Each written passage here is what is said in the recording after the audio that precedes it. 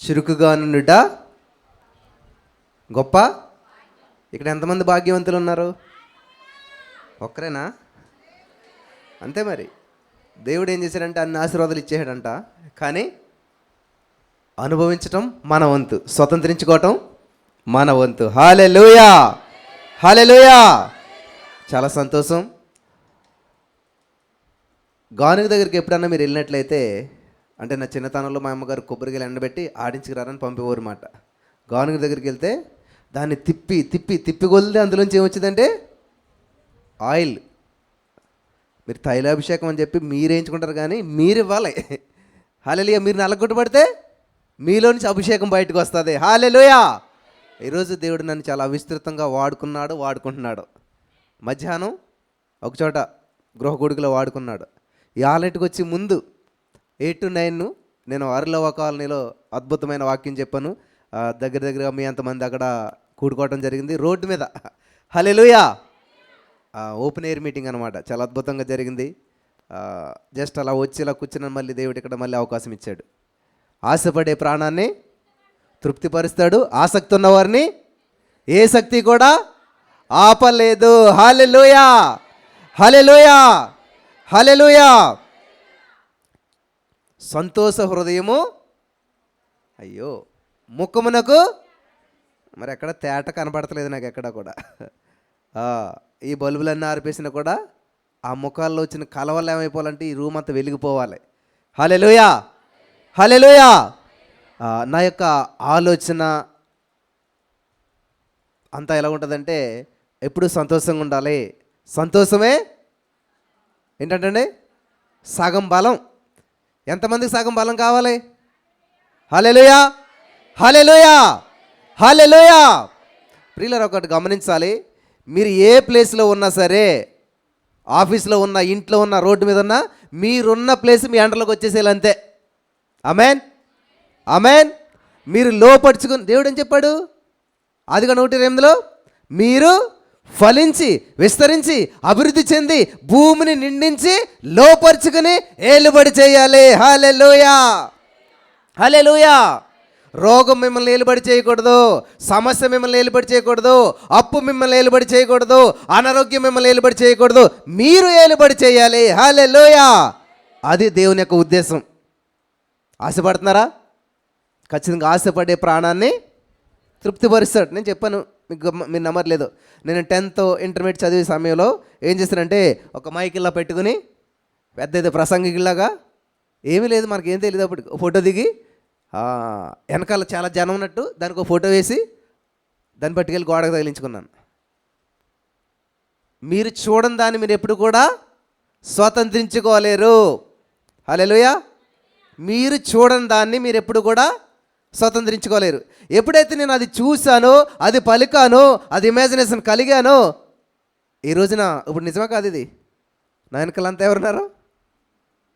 ఆ రోజు చిత్రం ఈరోజు విచిత్రంగా నిజమైపోయింది. మనం అలాంటి ఊహించుకోము, అలాంటి పలకము, కాబట్టి అలాంటి కలగం. ఆయనే పలుకుతాడు, ఆయనే కలుగుతాయి. హల్లెలూయా, హల్లెలూయా. కానీ నా ఉద్దేశం ఎప్పుడు కూడా నేను బాగుపడతాం కాదు, నేను, నా ఇంటి వారు, పాడాం కదా మనం, అందరూ కూడాను, అందరూ బాగుండాలి, అందులో నేను ఉండాలి అనుకుంటాను. కానీ వాడు ఎలా ఉంటే నాకు నేను బాగుపడాలని అనుకునే రకం కాదు. కాబట్టి ఏ మూలలో ఉన్న సీక్రెట్ అని తీసుకొస్తానో ఓపెన్గా చెప్తాను మీకు. అది ఎవరైతే నమ్మి స్వీకరిస్తారో వాళ్ళ ఆశీర్వాదాలను స్వతంత్రించుకుంటారో. హల్లెలూయా, హల్లెలూయా. దేవుడు మమ్మల్ని ఒక ప్రత్యేకమైన పిలుపుతో పిలిచాడు. ఏంటంటే ఆల్ నైట్. ఏంటండి? ఆల్ నైట్ స్తుతి, ఉదయకాల ప్రార్థన, లేదు ఉన్నట్టు పలకటం, జరగందే జరిగిపోయినట్టు మాట్లాడతాం.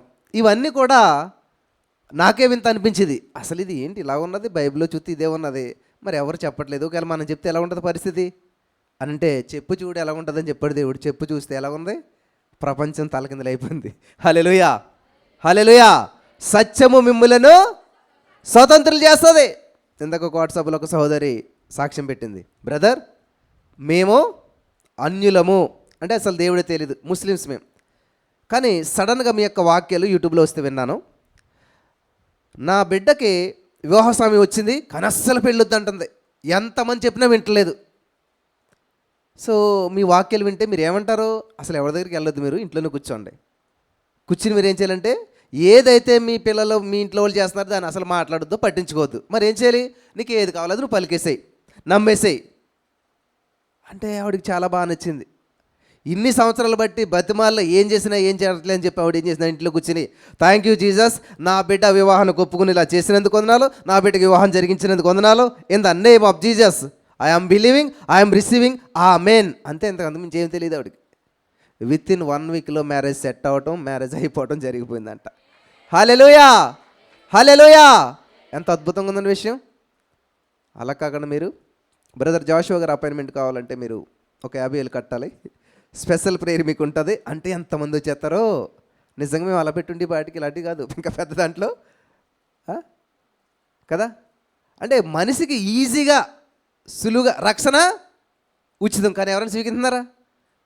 నవోహతో దేవుడు చెప్పాడు, పెద్ద ఓడకట్టవే బాబును అంటే ఆయన ఎంత ఓడకట్టాడు, ఊరంతా ఓడకట్టాడు.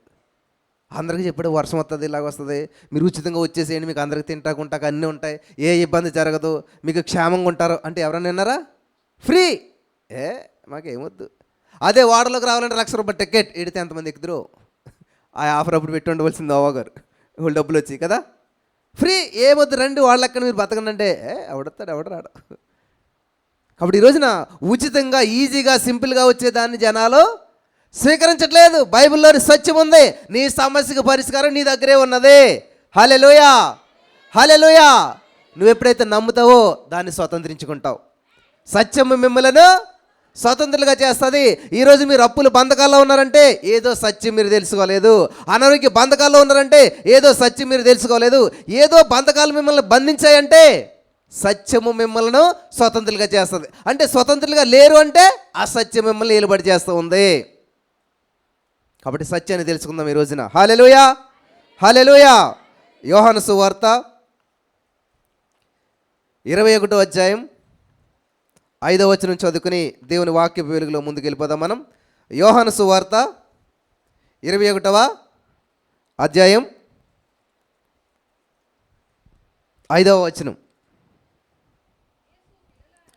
యేసు పిల్లలారా, భోజనమునకు మీ వద్ద ఏమైనా ఉన్నదా అని వారిని అడగగా లేదని వారు ఆయనతో చెప్పిరి. కళ్ళు మూసుకొని ప్రార్థన చేసుకుందాం. స్తోత్రం దేవా, సర్వోన్నత సర్వాధికారి, నీ అత్యున్నతమైన నామానికి లెక్కలేని స్తుతులు స్తోత్రాలు చెల్లిస్తూ ఉన్నాం. ఈ సమయంలో ఈ యొక్క వాక్య వెలుగులో మమ్మల్ని అందరూ నడిపించి బలపరిచి విత్తబడుచున్న వాక్యం వ్యర్థం కాకుండా ప్రతి రోజులో నాటబడి నూరంతల పంట ఫలించడానికి సహాయం చేయమని యేసు నామంలో ప్రార్థించినామే పొందుకుని ఉన్నాం తండ్రి, ఆమేన్. హల్లెలూయా, హల్లెలూయా. మీ దగ్గర ఏమైనా ఉన్నదా? ఇది అంశం ఈరోజు. ఇంతకని మన మెసేజ్ టైటిల్ ఏంటి చెప్పండి? ఏమనుందా? ఏం లేదు బ్రదర్, నా బ్యాంక్ బ్యాలెన్స్ అంతా జీరో. మా ఇంట్లో ఒంట్లో ఏమీ పనికొచ్చి ఏమీ లేవు, అన్నీ పాడైపోయి ఏమీ లేవు కదా. యేసుప్రభువు కూడా, యేసుప్రభువు శిష్యులు యేసుప్రభువుతో తిన్నారు, ఉన్నారు. 3.5 సంవత్సరాలు కలిసి జర్నీ చేసినటువంటి వ్యక్తులు ఏం చేశారంట? ఎప్పుడైతే యేసుప్రభువు సిలువేశారో ఇంకా మనకు భవిష్యత్తే లేదు, ఫ్యూచరే లేదు, అసలు మన జీవితం ఏంటి ఇంకా అంటే ఏమీ లేదు. అందరికంటే పెద్ద ఆయన ఏం చేయడంట? రండి మన భవిష్యత్తును మనం నిర్మించుకుందాం. ఎట్లాగా? ఏదైతే విడిచిపెట్టామో దాన్నే పట్టుకుందాం. మనం ఎక్కడైతే మనం ఆగిపోయామో అక్కడే ప్రారంభిద్దాం అని చెప్పి ఆయన ఆలోచించుకుని వెళ్తుంటే, అయ్యో అందరికంటే పెద్దోడా పేతురా, నువ్వు వెళ్ళిపోతే మేమేం చేస్తామని చెప్పి పెద్ద ఆయన వెనకాల చిన్న వాళ్ళందరూ కూడా లైన్ కట్టారంట. వీళ్ళందరూ కలిసి ఒక బోటు తీసుకుని ఏం చేశారంట? రాత్రంతా కూడా శ్రమ పడ్డారు, వలలు వేశారు. చాలా అద్భుతమైన విషయాన్ని మీరు గమనించాలి. ఇక్కడ రాత్రంతా శ్రమ పడ్డారు, వలలు వేశారు, ఏమీ కూడా చివరికి ఏం చేస్తున్నారు? తిరిగి మళ్ళీ ఇంటికి వచ్చేస్తూ ఉన్నారు. ఇంకా ఇంటికి వచ్చేటువంటి స్థితిలో దరిదాపుల్లోకి సముద్రం ఒడ్లోకి వస్తూ ఉన్నారు. యేసుప్రభువు ఇంకేమైపోయారు, ఇంకా మర్చిపోయారు వీళ్ళంతా కూడా. ఈరోజు మీలో చాలామంది జీవితాలు ఇలాగ ఉన్నాయన్నమాట. గతంలో యేసయ్య అంటే అద్భుతమైన శక్తిని అనుభవించారు, యేసయ్య అంటే అద్భుతమైన కార్యాలను చూశారు, ఎన్నో గొప్ప గొప్ప సాక్ష్యాలు చెప్పారు, సడన్గా మధ్యలో ఏదో జరిగింది, అంతే. ఇంక దేవుడిని మర్చిపోయారు, లోకంలో ప్రయాణం చేస్తున్నారు. కానీ ఎక్కడికి వెళ్ళినా ఏది జరగట్లేదు. నిరుత్సాహంతో, డిసప్పాయింట్మెంట్లో, అంతా నష్టపోయిన స్థితిలో మీరు ఉన్నారేమో. అయితే అటువంటి స్థితిలో ఉన్నటువంటి వారిని దేవుడు వచ్చి ఏమనాలి? మూర్ఖులారా, 3.5 సంవత్సరాలు నేను పోషించానే. చాలామంది ఈశ్వరు పేదోడు అనుకుంటాడు. 12 మందికి భోజనం పెట్టాలంటే పేదోడు పెడతాడా? 12 మందిని ఎక్కడికి వెళ్తే అక్కడ తీసుకెళ్ళాలంటే పేదోడు పెడతాడా? యేసుక్రీస్తు ప్రభువు వారికి 12 మంది శిష్యులు ఎక్కడున్నారో? వాళ్ళ ఇంట్లో ఉన్నారా? యేసుప్రభు కూడా ఉన్నారా? అంటే మరి వాళ్ళు పోషించుంటారు. మరి యేసుప్రభు పేదోడు ఎలాగవుతాడు? చాలామంది అలా చూస్తూ ఉంటుంటారు. యేసుప్రభు విడిచిపెట్టి వాళ్ళ సొంత పనిలో నిమగ్నం అయిపోయినటువంటి వారిని 3.5 సంవత్సరాలంట దేవుడు వారికి అంట ఏమిచ్చాడంట? స్వస్థతలో అద్భుతములు చేసే శక్తి, దయ్యాలను వెళ్ళగొట్టే శక్తి, బాప్తిస్మం ఇచ్చే ఇన్ని పవర్లు ఇన్ని ఇచ్చే అవన్నీ ఏం చేశారంట? విడిచిపెట్టి వాళ్ళు పట్టుకున్నారంట. ఈరోజు మీరు చాలామంది అదే చేశారు. దేవుడు 2 అంచెల వాడు కలిగిన వాక్య ఖడ్గాన్ని ఇచ్చాడు, ఎన్నో నిధులతో కలిగినటువంటి దీన్ని మనకిస్తే ఇది పక్కన పెట్టేసి మనం ఏం చేస్తాం? ఏ పాస్టర్ గారు చేస్తే మనకు స్వస్థత వస్తుందా? అన్నీ ఇందులో ఉన్నాయి ఎందుకని. కానీ దీన్ని తెరిసే ఓపిక మనకు లేదు. ఏంటి మనకి ఈజీ, ఇన్స్టెంట్ నూడిల్స్ అంట. ఇంకా ఏంటది? టీ. ఇంకా ఈ మధ్యన జున్ను కూడా వచ్చింది. ఇన్నాళ్ళు జున్ను అంటే ఎక్కడో మా ఊర్లో చివరి గేదు ఇంత, ఇంకా అంతే, ఊరంతా పండగ. ఇంత గ్లాసులో ఇంత చుక్కేసి ఊరాలు, ఆ చుక్కట్టుకో చిన్న పాల్లో కలిపి దాన్ని మళ్ళీ అన్ని సామాన్లో పెట్టి కింద నీటిలో పెట్టి, అయ్యో అవి ఎంత ఆడవాడు అనుకుంటున్నారు. ఇంకా పండగ రోజు మాకు అంతాను అంత కష్టపడి జున్ను వచ్చింది. మొన్న మా ఆవిడ వెళ్తే జీమార్ట్లో ఇంత పౌడర్ ఉంది, ఏంటిదంటే జున్ను పౌడర్ ఉంది. మరి ఏం చేయాలంటే ఇంటి కట్టుకొచ్చి నీటిలో వేసింది, ఇలా పెట్టింది, అయ్యో జున్ను సేమ్ అలాగ వచ్చేసింది. ఇన్స్టెంట్, అన్ని ఇన్స్టెంట్ కావాలి ఇప్పుడు అందరికీ. వాళ్ళు ప్రార్థన చేయరు, ఎవరో కానీ పంపారు నాకు 21 days ఏంటంట అర్జెంట్ ప్రేయర్ అన్నారు. 21 days ఏంటంటే ఇంతకీ ఎవరు చేయాలి? మనం చేయాలంట. ఎవరి కోసం? యాకోబు గారి దగ్గరికి వెళ్తే ఏమంటాడంటే, మీలో ఎవరికైనా శ్రమ సంభవించిందా? ఏం చేయాలంట? ఎవరు? అతడు ప్రార్థన చేయవలెను. అయ్యి బాబు, ఇలాంటివి కనపడవు మనకి. ఏం కనిపిస్తాయంట? మీ ప్రార్థన అవసరతలో పంపవలసిన నెంబర్. ఈ నెంబర్ కొన్నిసార్లు ఫోన్ చేస్తారు. ఎవరి కోసం? నిజంగా పాస్టర్ గారే కావాలి ప్రేయర్ చేస్తారని ఫోన్ చేస్తారు.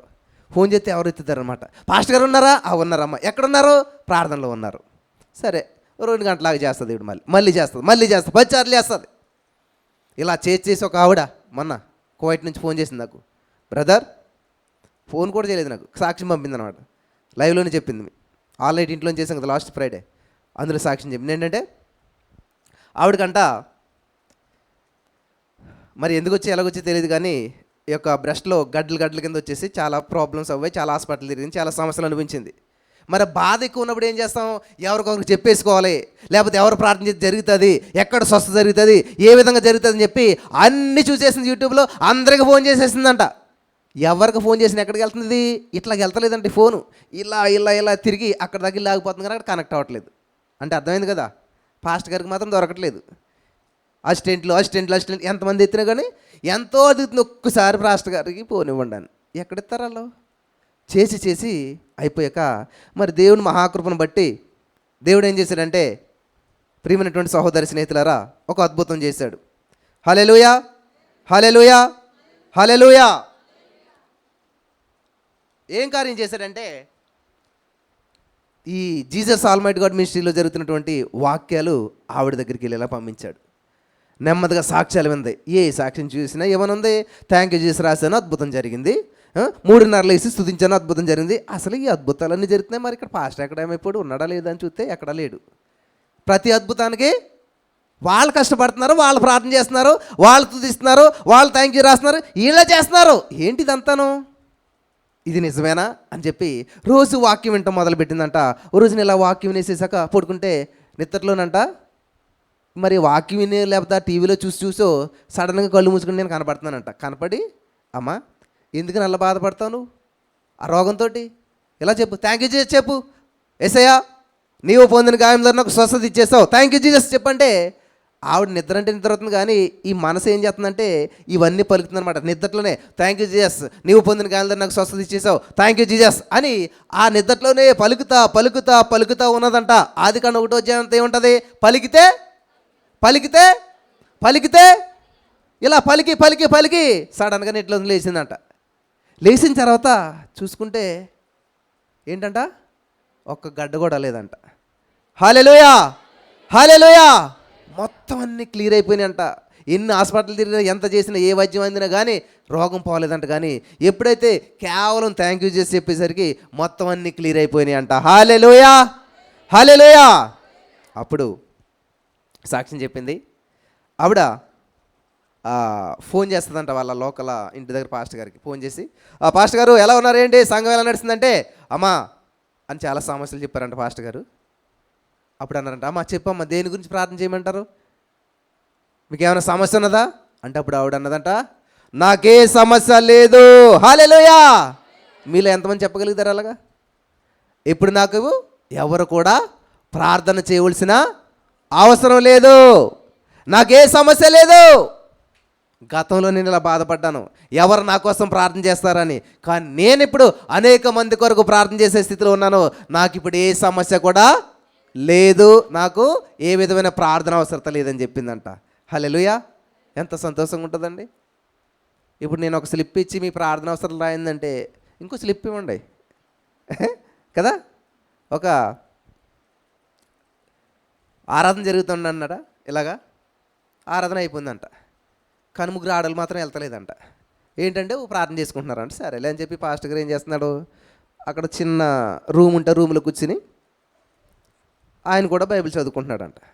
అయితే అందులోనూ ఈ ముగ్గురు ఆడవాళ్ళు ప్రార్థన చేస్తుంటే వాళ్ళ ప్రార్థన ఆలకించి దేవుడు వచ్చాడంట. దేవుడు వస్తే అందులో మొదట ఆవిడ దగ్గరికి వెళ్ళాడంట. మిగతా వాళ్ళు కళ్ళు తెరతలేదు, ఆవిడే తెరిచింది. దేవుడు చేసేసరికి అయ్యి బాబు వేసి వచ్చేసాడని చెప్పి, అమ్మ ఏంటమ్మా నీ సమస్య అంటే, మొత్తం ఇలాంటి బైండింగ్లు ఇంత ఉన్నాయంట. అందులో ఒకటి తీసిందంట. తీసి మొత్తం చదివిందంట. ఇలాగ ఎన్ని ఉన్నాయి, ఇప్పుడు ఇంత దొంతరం ఉందన్నమాట. ఇవన్నీ అయినా కూడా వెనకాల కట్టున్నదంట. సరే అమ్మ ఇవన్నీ సాల్వ్ చేస్తానని చెప్పి అన్నాడంట. ఆవిడ ప్రాబ్లమ్స్ అన్నీ సాల్వ్ చేసాడు, అయిపోయింది. రెండో ఆమె దగ్గరికి వెళ్ళాడంట దేవుడు. రెండో ఆమె దగ్గరికి వెళ్తే ఆమె కొన్ని సమస్యలు చెప్పింది, కొన్ని విషయాలు మాట్లాడింది. దేవుడు ఆడుకున్నటువంటి ప్రాబ్లమ్స్ అన్నీ కూడా సాల్వ్ చేశాడంట. మూడో ఆమె దగ్గరికి వెళ్ళాడంట దేవుడు. ఇట్లాగా అనేసరికి ఆమె కళ్ళు తెరిచిందంట. కళ్ళు తెరిదిలోకి ఎవరున్నారో, దేవుడు ఉన్నాడు.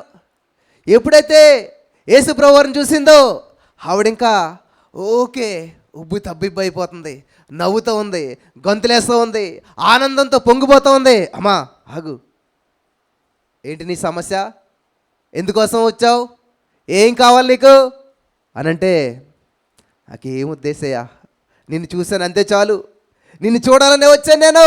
హల్లెలూయా, హల్లెలూయా. ఇదంతా గమనిస్తున్న పాస్టర్ గారు వచ్చాడంట, చూశాడంట, ఆశ్చర్యపోయాడంట. ఆయన మనం దేవుని సంధికి వచ్చినప్పుడు ఎందుకని రావాలి, ఇంతకని యేసయ్యని చూడాలి. ఎప్పుడైతే ఆయన ముఖం వైపు చూసామో, మోసే గారు ఏం చేస్తున్నాడంట, అంతే చూసుకోవటం ఒకరినొక 40 రోజులు. ఈ చూసుకోవటంలోనంట భోజనం చేయటం మర్చిపోడంట, ఆయన స్నానం చేయటం మర్చిపోడంట. ఏది ఏమైనా కానీ 40 రోజుల తర్వాత మరి ఎలాగొస్తున్నాడు, యెహోషువ గారు మోసుకొస్తున్నాడా? 40 రోజులు అయింది కదా భోజనం చేసి, మరి ఎలాగొస్తున్నాడంట ఆయన. ఆయన ముఖం ఒక 1000 సూర్యకాంతుల పవర్ తోటి ఒక ట్యూబ్లైట్లా వెలుగుతూ వస్తున్నాడంట. హల్లెలూయా. నిజంగా మనుషుడు జీవించినది రొట్టె వలన కాదు, కానీ దేవుని నోటి నుంచి వచ్చే ప్రతి మాట వలన జీవిస్తాడంట. హల్లెలూయా. కాబట్టి ఈ రోజున నేను ఒక సత్యాన్ని మీకు తెలియజేస్తా ఉన్నాను. మీ దగ్గర ఏమైనా ఉన్నదా, ఏమా ఉన్నదా, సమస్య కాదు నేను అడిగేది. సమస్యలు అందరి దగ్గర ఉన్నాయి, కానీ దేవుడు ఏం చేస్తున్నాడు తెలుసా, ఎక్స్పెక్ట్ చేస్తూ ఉన్నాడు. హల్లెలూయా, హల్లెలూయా. మనమేమో దేవుని దగ్గర నుంచి అద్భుతం కావాలని ఎక్స్పెక్ట్ చేస్తామంట, దేవుడేమో మన దగ్గర నుంచి ఒకటి ఆశిస్తాడంట. ఏంటది? విశ్వాసం. నువ్వు అద్భుతం కోసం ఎంత ఎదురు చూస్తావో ఆయన విశ్వాసం కదా ఆయన అంత ఎదురు చూస్తాడంట. నువ్వు విశ్వాసాన్ని కనపరిచినప్పుడు అద్భుతం ఆటోమేటిక్గా జరుగుతుంది. హల్లెలూయా, అందుకనే ఒక సేవకుడు ఏమంటాడంటే, విశ్వాసం అనే పెనం వేడిగా ఉన్నగానే ఏం చేయాలంట, అద్భుతం అనే రొట్టెలు వేసుకోవాలన్నమాట. ఆ విశ్వాసం ఎంత వేడిగా ఉంటే అంత రొట్టె బాగా వస్తుంది. పెనం చల్లారిపోతే వేసిన పిండి వేసినట్లుగానే ఉంటుంది. కాబట్టి మనం ఏం చేయాలి, విశ్వాసంలో ఎప్పుడు కూడా వెలిగించబడుతూ ఉండాలి. హల్లెలూయా. సరే, ఇక్కడ మనం చూసినట్లయితే యేసుక్రీస్తు ప్రభువుని విడిచిపెట్టి వెళ్ళిపోయినటువంటి ఆ యొక్క శిష్యులు మళ్ళీ యేసుప్రభు వారికి కనిపించే సమయంలో యేసుప్రభు ఆ ఒడ్డున వచ్చి ఆ సముద్రం ఒడ్డున వచ్చి పిల్లలారా అని పిలిచాడు. మీ పిల్లలు ఎప్పుడైనా సరే అల్లరి చేస్తే, మీ పిల్లలు మీ మాట వినకపోతే ఏమని పిలుస్తారు? ఏమని పిలుస్తారమ్మా? చచ్చినోడా. అటు బతుకున్నా సరే, అయ్యో మీరు అందరూ నవ్వుతున్నారంటే ఖచ్చితంగా అలా తిడతారనమాట. ఏమంటారు? లేకపోతే అరే మూర్ఖుడా. మరి ఇంకా చాలా అవుతాయి నేను చెప్పను కానీ కదా, అలా పిలుస్తారు. మరి నిజంగా దేవుడు అంత సువార్త చెప్పాడు, అంత వాళ్ళని అభిషేకించాడు, అంత అధికారం ఇచ్చాడు. ఇంత కలిగినటువంటి వీళ్ళు ఏం చేస్తున్నారంటే ఇప్పుడు చేపలు పట్టుకోవడానికి వెళ్ళిపోరు. దేవుడు ఏమన్నాడు? మీరు చేపలు పట్టే వాళ్ళు కాదు, మనుషులు పట్టే జాలలుగా మిమ్మల్ని చేస్తానన్నాడు, చేశాడు. మరి అంతా పక్కన పెట్టి మళ్ళీ మామూలు అయిపోయినప్పుడు దేవుడు ఏం చేయాలి? వాళ్ళని ఏం చేయాలి? తిట్టాలా కదమ్మా? కానీ దేవుడు ఏమన్నాడు తెలుసా? పిల్లలారా. హల్లెలూయా. ఇది సత్యం. ఈ సత్యం మీరు తెలుసుకోవాలి. నువ్వు ఎంత దూరం వెళ్ళిపోయినా, దేవుని ఎంత మర్చిపోయినా, దేవునికి ఎంత దూరమైనా, ఎన్ని సమస్యలు ఇరుక్కున్నా, ఎంత నష్టపోయినా నువ్వు దేవుని బిడ్డవే. హల్లెలూయా. హల్లెలూయా. చాలామంది అపరాధ భావం ఉంటుంది అన్నమాట. బ్రదర్, నేను ఇన్ని రోజులు దేవునికి దూరం అయిపోయాను కదా, నేను ఇన్ని రోజులు ప్రార్థించలేదుగా, నేను ఇన్ని సమస్యలు ఇరుక్కుపోయాను కదా, అంటే దేవుడు నన్ను మర్చిపోయాడా? లేకపోతే దేవునికి నేను దూరం అయిపోయినా? నువ్వు దేవుని మర్చిపోయినా కానీ దేవుడు నిన్ను మర్చిపోడు. చూడుము నా అరచేతిలో నేను నిన్ను చెక్కుకొని ఉన్నాను. హల్లెలూయా. హల్లెలూయా. కాబట్టి యేసయ్య మనల్ని మరువడు, విడువడు, ఎడబాయడు. హల్లెలూయా. ప్రియులారా, నేను చెప్తున్నాను, మీరు జాగ్రత్తగా గమనించండి. వైజాగ్లో ఆల్ నైట్ ప్రేయర్ ప్రారంభించి ఈ రోజుకి 11 నెలలు అయింది. అంటే నెక్స్ట్ మంత్ ఫస్ట్ యానివర్సరీ. ఎవరు నవ్వట్లేదు. హల్లెలూయా. హల్లెలూయా. మరి నెక్స్ట్ ఆల్ నైట్కి ఒక్కొక్కరిని 10 మందిని తీసుకుని రావాలి, మంచి సెలబ్రేషన్ చేసుకోవాలి మనం. మీలో ఎంతమంది సిద్ధపడి వస్తారు? అయ్యో, ఒక్కరు కూడా చేతులు ఎత్తట్లేదు. హల్లెలూయా. ఖచ్చితంగా ఆశతో రండి. అద్భుతాలు మీరు స్వతంత్రించుకుని వెళ్తారు. అనేక మందికి మీరు దీవెనకరంగా ఉంటారు. హల్లెలూయా. నేను ఎప్పుడు ఒక మాట చెప్తాను, నేను ఆల్ నైట్ ప్రేయర్ అనేటువంటిది చాలా పవర్ఫుల్ అనమాట. ఎందుకంటే నెలలో 4 ఆదివారాలు ఉంటాయి. 4 ఆదివారాలు నువ్వు చర్చికి వెళ్తే 4 రెళ్ళు 8 గంటలు గడుపుతావు, అంతేనా? కానీ ఒక్క ఆల్ నైట్లో 9 గంటలు గడుపుతావు. అంటే ఏమైంది? ఇప్పుడు నెల రోజుల యొక్క దేవుని సన్నిధిని ఒక్క ఆల్ నైట్లో నువ్వు అనిపించగలుగుతూ ఉన్నావు. హల్లెలూయా. అంటే ఒక ఆల్ నైట్ మిస్ అయితే 1 మంత్ పోయినట్టే మీకు. చాలా జాగ్రత్త. కాబట్టి నేను ఒక డిసైడ్మెంట్ చేసుకున్నాను, ఇక్కడ నుంచి ఖచ్చితంగా నెలలో ఉన్న 4 ఫ్రైడేలు కూడా ఆల్ నైట్లే. దేవుడు మహాకృప ప్లేస్ ఇచ్చేందుకు ఇలా బయట పెడతాను, లేకపోతే ఇంట్లోంచి పెడతాను. నేను ఎక్కడి నుంచి చేస్తానో చేయలేదు కానీ చేయటం మాత్రం పక్కా. హల్లెలూయా. హల్లెలూయా. హల్లెలూయా. దేవుడిచ్చిన అవకాశాన్ని బట్టి నేను ఖచ్చితంగా చేస్తాను. ఒక సహోదరు ఆసాము నుంచి వచ్చారు, చక్కటి ఇల్లు కట్టుకున్నారంట. వాళ్ళ ఆశ ఏంటి తెలుసా? ఫస్ట్ ఓపెనింగ్కి అందరిని పిల్లలు, ఎమ్మెల్యే గారిని పిల్లలు అనుకుంటాం మనమైతే. ఆవిడేమంటుందంటే ఆల్ నైట్ ప్రేయర్లు జరగాలి మా ఇంట్లోనే అంటుంది. హల్లెలూయా. ఆశపడే ప్రాణాన్ని ఖచ్చితంగా తృప్తిపరుస్తాడు. ఆలస్యం అవుతుందేమో కానీ అద్భుతం మాత్రం పక్కా జరుగుతుంది నీ జీవితంలో. హల్లెలూయా. హల్లెలూయా. హల్లెలూయా. నేను నా జీవితంలో చిన్నతనంలో చాలా ఆశపడి ఉన్నానమాట. ఇలా ఉండాలి, ఇలా ఉండాలి, ఇలా చేయాలని. నిజంగా అవన్నీ కూడా తూచా తప్పకుండా అన్నీ నెరవేరుస్తున్నాడు మన యేసయ్య. హల్లెలూయా. హల్లెలూయా. ప్రియులారా, దీనులను దరిద్రులను పెంట కుప్పలు మించి, మీరు మన ఆ వచనం చదివారో లేదో నాకు తెలియదు కానీ, అలాంటి వాళ్ళని చూసారో లేదో నాకు తెలియదు కానీ, ఆ వచనాన్ని చదివాను, ఆ వచనాన్ని అనుభవించాను, ఆ వచనం ప్రకారం నేను జీవిస్తూ ఉన్నాను. హల్లెలూయా. హల్లెలూయా. నేను చదువుకునే రోజుల్లో మాకున్న పేదరికాన్ని బట్టి నేను పనికి వెళ్ళేవాడిని. ఏం పని అండి? ఇదే పెంట ఎత్తడం, ఆ పేడెత్తడం, ఆ మట్టి అంతా బురదలో ఉండేటువంటి పని అంతా కూడాను. కానీ ఈ వాక్యం చదివినప్పుడు, అరే దీనులను దరిద్రులను పెంట కుప్పల నుంచి లేవనెత్తుతాడంట దేవుడు అనేటువంటి మాట చదివినప్పుడు ఖచ్చితంగా దేవుడు ఇది నెరవేరుస్తాడు. నెరవేర్చాడు ఈ రోజున. హల్లెలూయా. హల్లెలూయా. అంటే దేవుడు అందరు గొప్పగారా కదా? నాకు చేసిన దేవుడు నీకు చేస్తాడు, చేయడా? ఖచ్చితంగా చేస్తాడు. ఆమేన్. నువ్వు నమ్మిన ఎడల దేవుని మహిమను మీరు చూస్తారు. అయితే ఇక్కడ పిల్లలరా ఏమైనా ఉందని చెప్పి ఇంత తప్పిపోయిన వారిని, దేవునికి దూరమైన వారిని, దేవుడిని మర్చిపోయిన వారిని దేవుడు ఎంత అద్భుతంగా పిలుస్తున్నాడండి. ఏమంటున్నాడు? పిల్లలారా. అది తండ్రి మనసు. నాకు ఇది చదువుతున్నప్పుడు వెంటనే మైండ్ ఇంకెక్కడికి వెళ్ళిందంటే, ఎక్కడికి వెళ్ళింది? తప్పిపోయిన కుమారుడు. తప్పిపోయిన కుమారుడు తండ్రి ఆస్తంతా పట్టుకెళ్ళాడు, నాశనం చేశాడు, పాడు చేశాడు. వాడి దగ్గర ఏమైనా ఉందా? ప్రాణం తప్ప ఏమీ లేదు.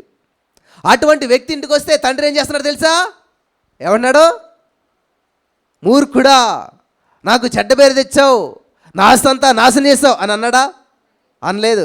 మెడ మీద పడి ముద్దు పెట్టుకుని కౌగిలించుకొని వాడిని ఇంటికి తీసుకుని వచ్చి మంచి భోజనం పెట్టి, ఉంగరం పెట్టి, చెప్పులేసి, బట్టలేసి మరలా కొడుకు స్థానాన్ని ఇచ్చాడు. హల్లెలూయా, హల్లెలూయా. అదేలాగా ఇక్కడ మరి యేసుక్రీస్తు ప్రభువు శిష్యులు కూడా దేవుడిని విడిచిపెట్టి తప్పిపోయి దూరం వెళ్ళిపోతే మళ్ళా వాళ్ళు ఏం చేస్తున్నాడు ఇప్పుడు దేవుడు? పిల్లలారా, మీ దగ్గర ఏమైనా ఉన్నదా అంటే ఎవరి కోసం అది చెప్పాలి. వీళ్ళు ఏమనుకుంటున్నారు? ఏమీ లేదు అంటే దేవుడు ఏమని అడుగుతున్నాడు? దేవుడు కావాలనుకుంటున్నాడేమో కదా. వీళ్ళు ఏమనుకుంటున్నారు? మాకైతే తింటాకేమీ లేదు బాబు, ఎక్కడదే ఏమీ లేదు. కానీ దేవుడు ఏమి అడిగాడు? ఏమైనా ఉన్నదంటే దేవుని కోసం కాదు, అది నీ కోసమే. హల్లెలూయా, హల్లెలూయా. సరే రండి అని చెప్పి వాళ్ళని పిలిచినప్పుడు ఎప్పుడైతే వాళ్ళు దేవుని సన్నిధిలో ఆ యొక్క ఆ సముద్రం ఒడ్డుకు వచ్చారో, వారు వచ్చేసరికంట దేవుడు ఏం చేశాడంట? రొట్టెను చెప్పాలి, అయ్యో చేపను. ఎటువంటి చేప? కాల్చిన చేప. హల్లెలూయా, హల్లెలూయా. మీరు గమనించాలి, నువ్వు ఎంత తప్పు చేసినా, ఎంత లాసిపోయినా, ఎంత నష్టపోయినా, ఎంత దేవునికి దూరమైనా ఆయన మాత్రం నీ కొరకు ప్రణాళికను సిద్ధం చేసే ఉంచాడు. హల్లెలూయా. వాళ్ళు ఆకలేస్తుందని వాళ్ళు చెప్పలేదు. వాళ్ళు ఏమనుకున్నారంటే ఈయన ఆకలేస్తుందేమో, ఈయనకి కావాలేమో అని అనుకున్న వాళ్ళు అనుకుంటే దేవుడు ఏం చేస్తున్నాడంటే, అయ్యో నా పిల్లలు రాత్రంతా శ్రమ పడ్డారు, వాళ్ళకి ఆకలేస్తుందేమని చెప్పి వాళ్ళ కొరకు దేవుడు భోజనం సిద్ధం చేశాడు. హల్లెలూయా.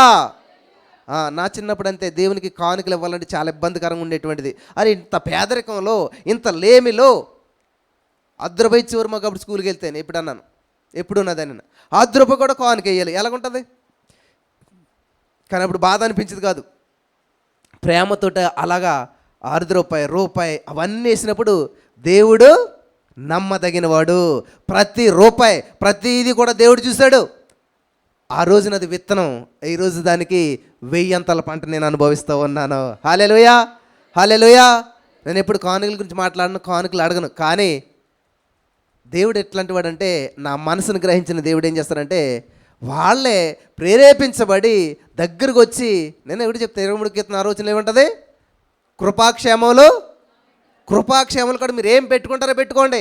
వివాహ సంబంధాలు పెట్టుకుంటారు, డబ్బు పెట్టుకుంటారు, ఆరోగ్యం పెట్టుకుంటారు, ఐశ్వర్యం పెట్టుకుంటారు, వాట్ ఎవర్ ఇట్ ఈస్, ఏది రాసుకున్నా ఏమవుతుందంటే నా వెంట వచ్చును. ఆమెన్. నేను అదే పలుకుతాను, డబ్బు నా వెంట పడుతుంది, డబ్బు ఇచ్చే వాళ్ళు నా వెంట పడతారు. హల్లెలూయా.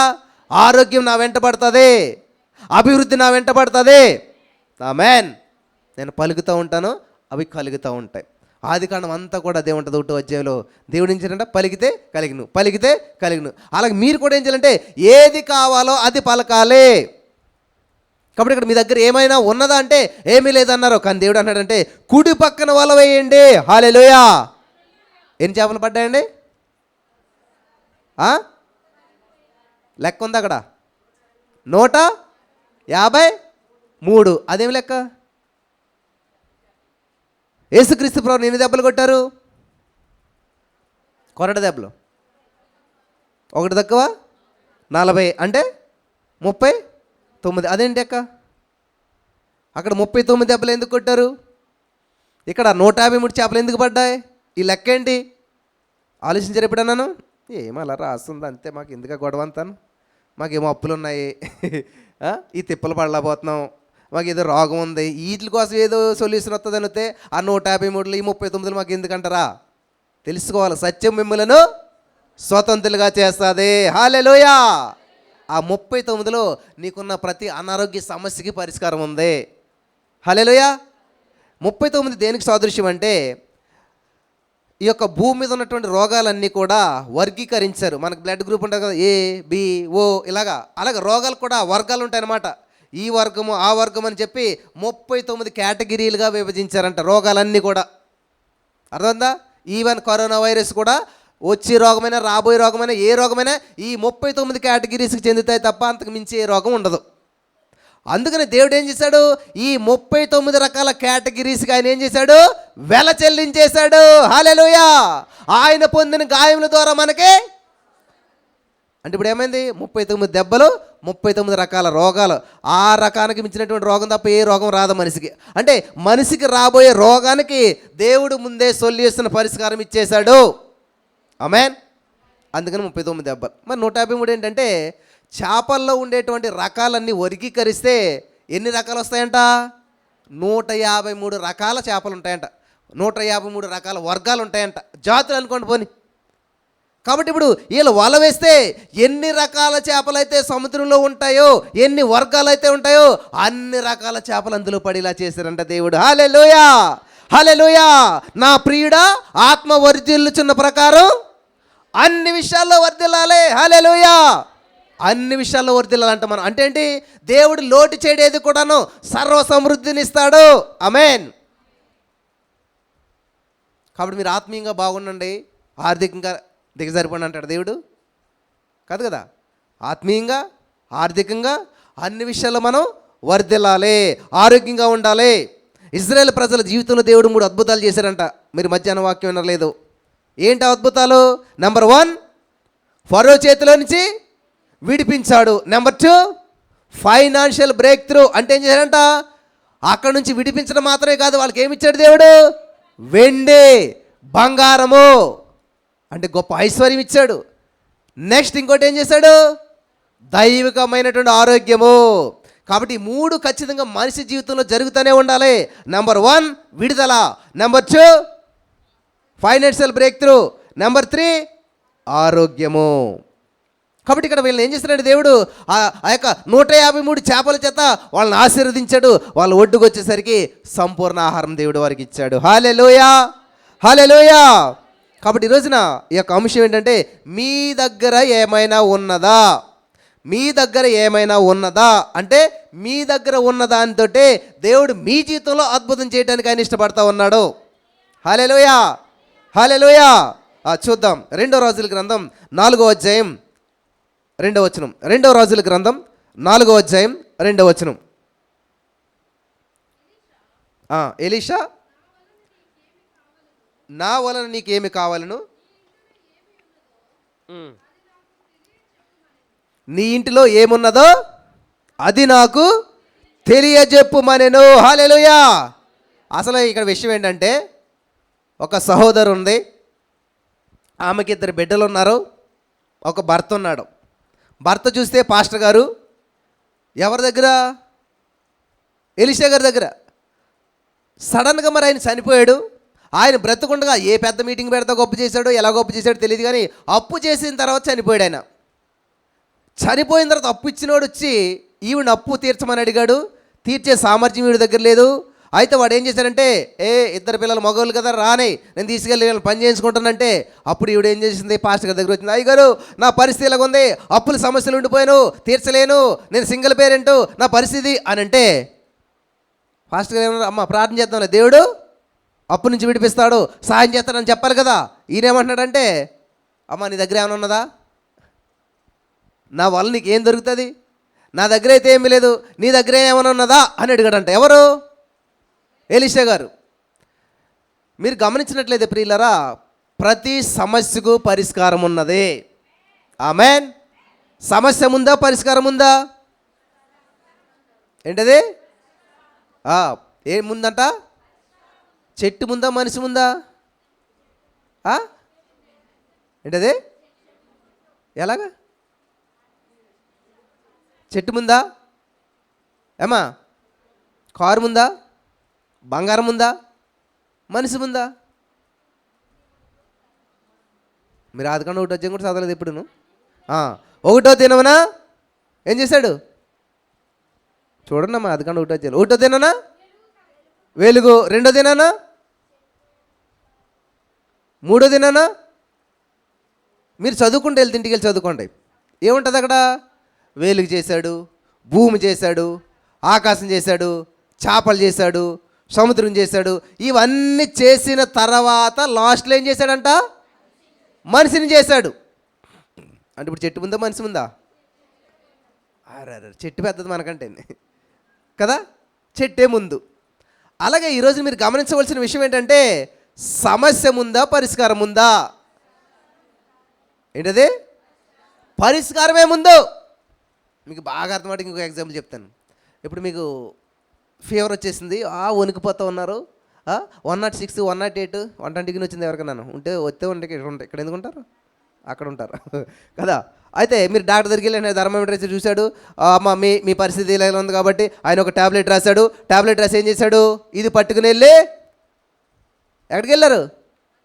మందుల షాపులోకి, మెడికల్ షాపులోకి వెళ్ళారు. మెడికల్ షాపులోకి వెళ్ళిన ఆయన ఇలా చూస్తాడు. ఇలా చూసిన వెంటనే ఇక్కడ నుంచి ఒకటి, అక్కడి నుంచి ఒకటి, ఎక్కడి నుంచి ఒకటి తీసి ఇవన్నీ ఇలాగ కట్ చేసి ఇచ్చేస్తాడు మీకు. మీరు పట్టుకుని వచ్చేస్తారు. అర్థమైందా? మీకు ఎప్పుడు జ్వరం వచ్చింది? ఇప్పుడే జ్వరం వచ్చింది. డాక్టర్ దగ్గరికి వెళ్ళారు.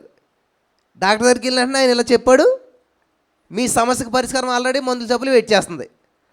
ఇప్పుడు మెడిసిన్ ముందా జ్వరం ఉందా? కాదు కదా, మీకు జ్వరం వచ్చింది కదా, జ్వరం వచ్చాక మెడిసిన్ జబ్బు దగ్గరికి వెళ్ళారు. నీకు జ్వరం రాకముందే ఆల్రెడీ మెడిసిన్ తయారు చేసి షాపులో సిద్ధంగా పెట్టేశారు. అంటే నీకు వస్తుందేమో అని. అర్థమైందా? కాబట్టి ఇప్పుడు సమస్య ముందా పరిష్కారం ఉందా? పరిష్కారమే ముందు. హల్లెలూయా. నీకు రోగం రాకముందే, నీకు ఇబ్బంది కలగకముందే, 2026 సంవత్సరాలకు ముందే యేసయ్య పొందిన గాయముల ద్వారా నీకు స్వస్థత ఇచ్చేశాడు. హల్లెలూయా. పరిష్కారం ఇచ్చేశాడు ప్రతిదానికి. మరి ఎందుకని మీరు చాలామంది, బ్రదర్ నాకు అసలు ఈ సమస్య సాల్వ్ అవ్వట్లేదు, అసలు ఈ ఇబ్బంది నుంచి బయటపడలేకపోతున్నాను, ఈ అప్పు నుంచి నేను జయించలేకపోతున్నాను అంటే మీకు ఏం తెలియలేదు ఇంతకని? నా సమస్యకు పరిష్కారం ఆల్రెడీ నా కోసం వెయిట్ చేస్తూ ఉన్నది.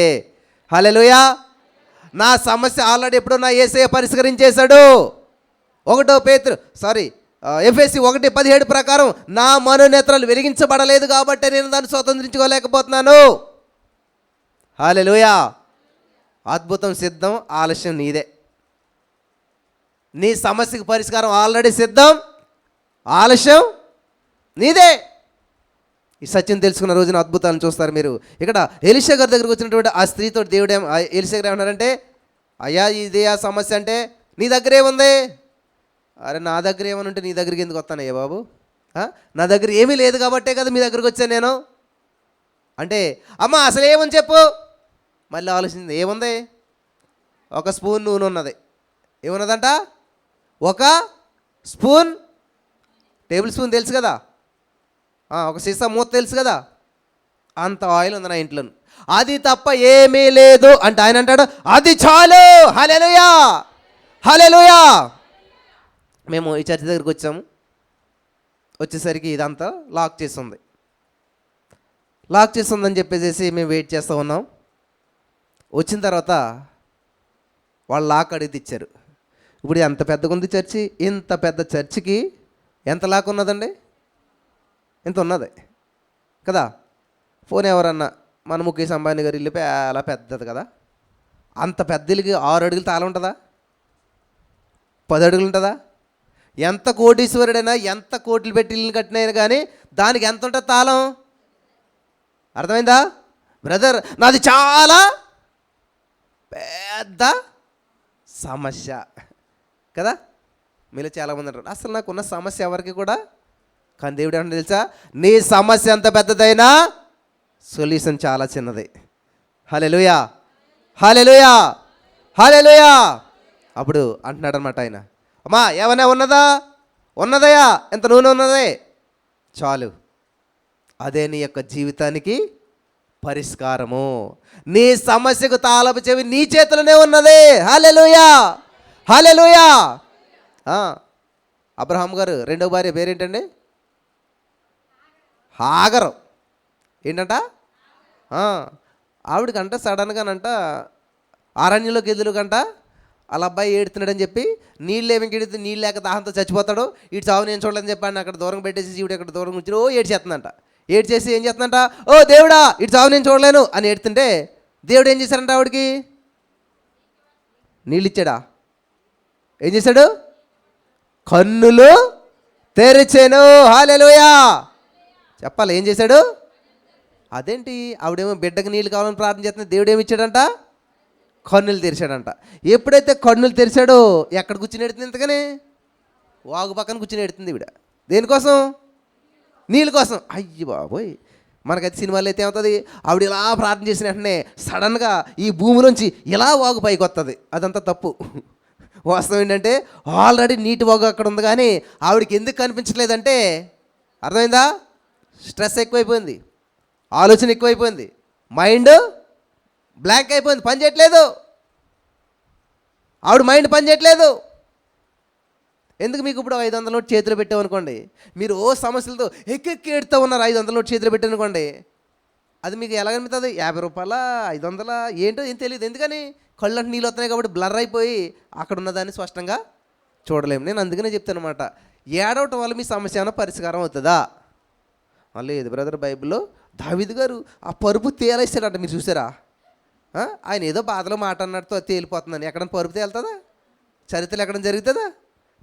ఆ బాధ అలగమించే మాట అన్నాడు అనమాట. దావీదు పరుపు తేలిపోతే నీ పరుపు తేలిపోలా? దావీదు ముమ్మారు ప్రార్థన చేశాడు, చేస్తావా? చెయ్యు. దావీదు నాట్యం చేశాడు, చేస్తావా? చెయ్యు. చాలా ఉంటాయి. అదేమొద్దు మనకి. ఏం కావాలి? ఇదే కావాలి. నేను ఎలాగే ఏడుతాను. ఒక ఆవిడ మన మీటింగ్ ఎడితే చెప్తుందన్నమాట, 40 సంవత్సరాలు ఏడ్చిందంట. చెప్పమ్మ ఏమైనా సాధించామని. నేను కూడా ఏడుతానంటే ఒక్కటి కూడా సాధించలేదంట. అయితే నేను ఒకటి చెప్తాను, చెయ్యి, అన్నీ సాధించాను. ఏంటన్నది?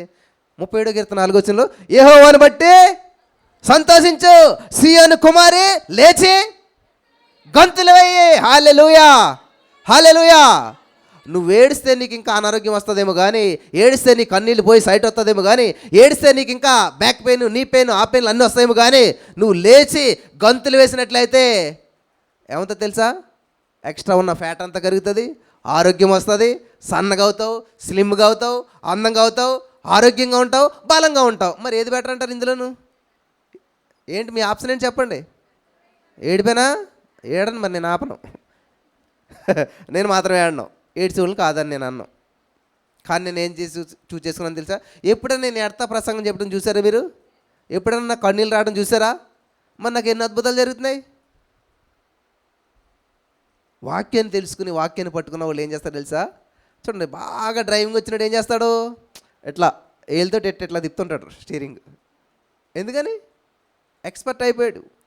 నువ్వు కూడా వాక్యం నీ చేతిలోకి వచ్చిందంటే, వాక్యం నీ హృదయంలో ఉందంటే, ఏ సమస్యనైనా అవలీలగా తిప్పుతావు. హల్లెలూయా.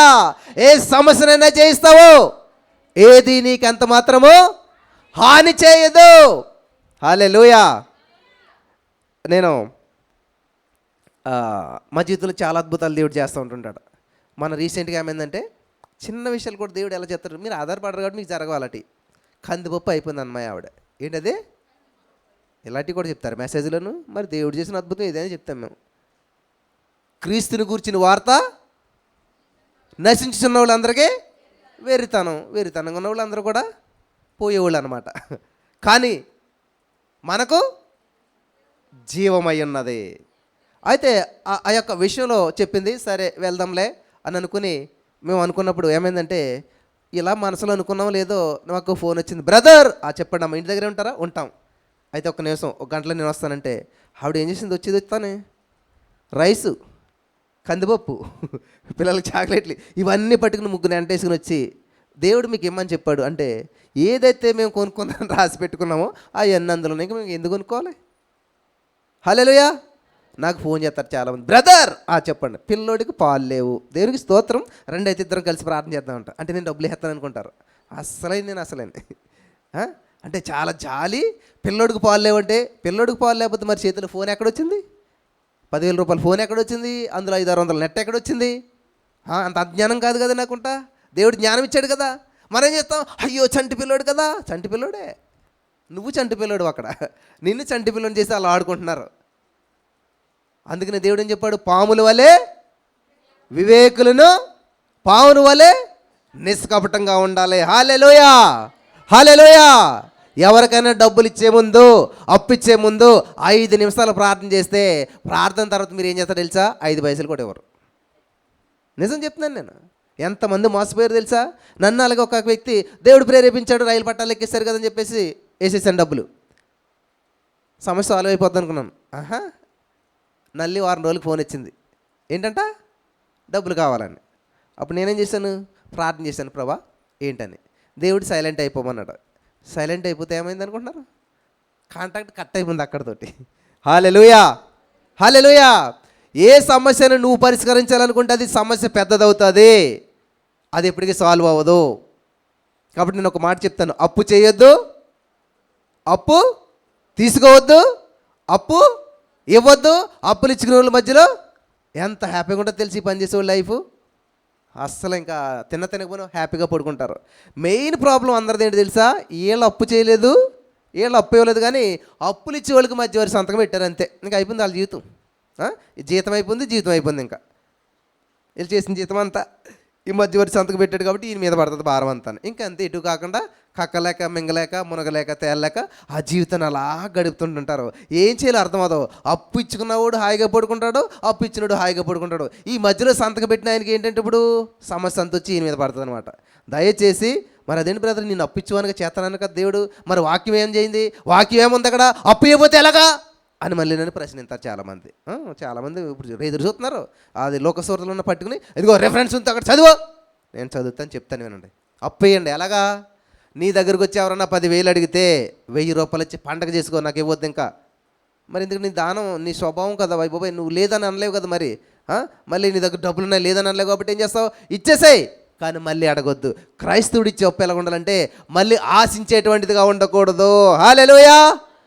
నీ 9,000 మిగిలే కదా, చాలు, హ్యాపీగా ఉండు. పోతే పోయింది 1,000 రూపాయలు, అంతేగాని వాళ్ళ 10,000 అడిగారు కాబట్టి నీ దగ్గర లేకపోయినా సరే ఆ 10,000 ఉంటే వెంటనే 10,000 ఇచ్చేసావు. ఇంకా రేపు నుంచి వాళ్ళు ఎప్పుడు ఇస్తారా? ఇప్పుడు మనం హోటల్కి వెళ్తాం, ఏం చేస్తాం? వెయిటర్ ఎవరిని పిలుస్తాం? మన కొట్టించుకోండి. ఆడొచ్చి వెళ్ళిపోయాక నువ్వేం చేస్తావు? నువ్వు వెయిటర్ ఇప్పుడు కదా. ఎప్పుడు వస్తాడా, ఇంకా రావట్లేదండి.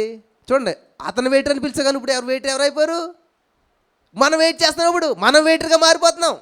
అలాగా అప్పు ఎప్పుడైతే నువ్వు ఇచ్చావో ఇచ్చుకున్నంతసేపు వాడు చూస్తాడు, కానీ ఇచ్చుకున్న తర్వాత ఏంటి? ఈడు ఎప్పుడు ఇస్తాడా అంటే ఇంకా ఎప్పుడు ఇవ్వడు, ఎప్పుడు కనపడని ఇంతకని. అందుకని నేను చెప్పేది ఏంటంటే క్రైస్తవులైనటువంటి వారు చాలా తెలివిగా ఏం చేయాలంటే ఇవ్వండి అప్పు, కానీ ఆశించి ఇవ్వద్దు.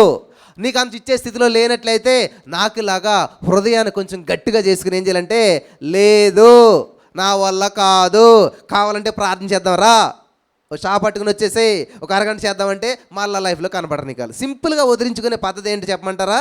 కలిసి ప్రార్థన చేద్దామని చెప్పండి, మళ్ళీ కల్లో కూడా మీకు కనిపించరాలు. హల్లెలూయా. యేసయ్య గారు చెప్పిన సూత్రం ఇది. ఒక ఆయనంట ప్రతిరోజు ఏ మీటింగ్కి వెళ్ళి వచ్చినా కూడా చేసేవాడంట.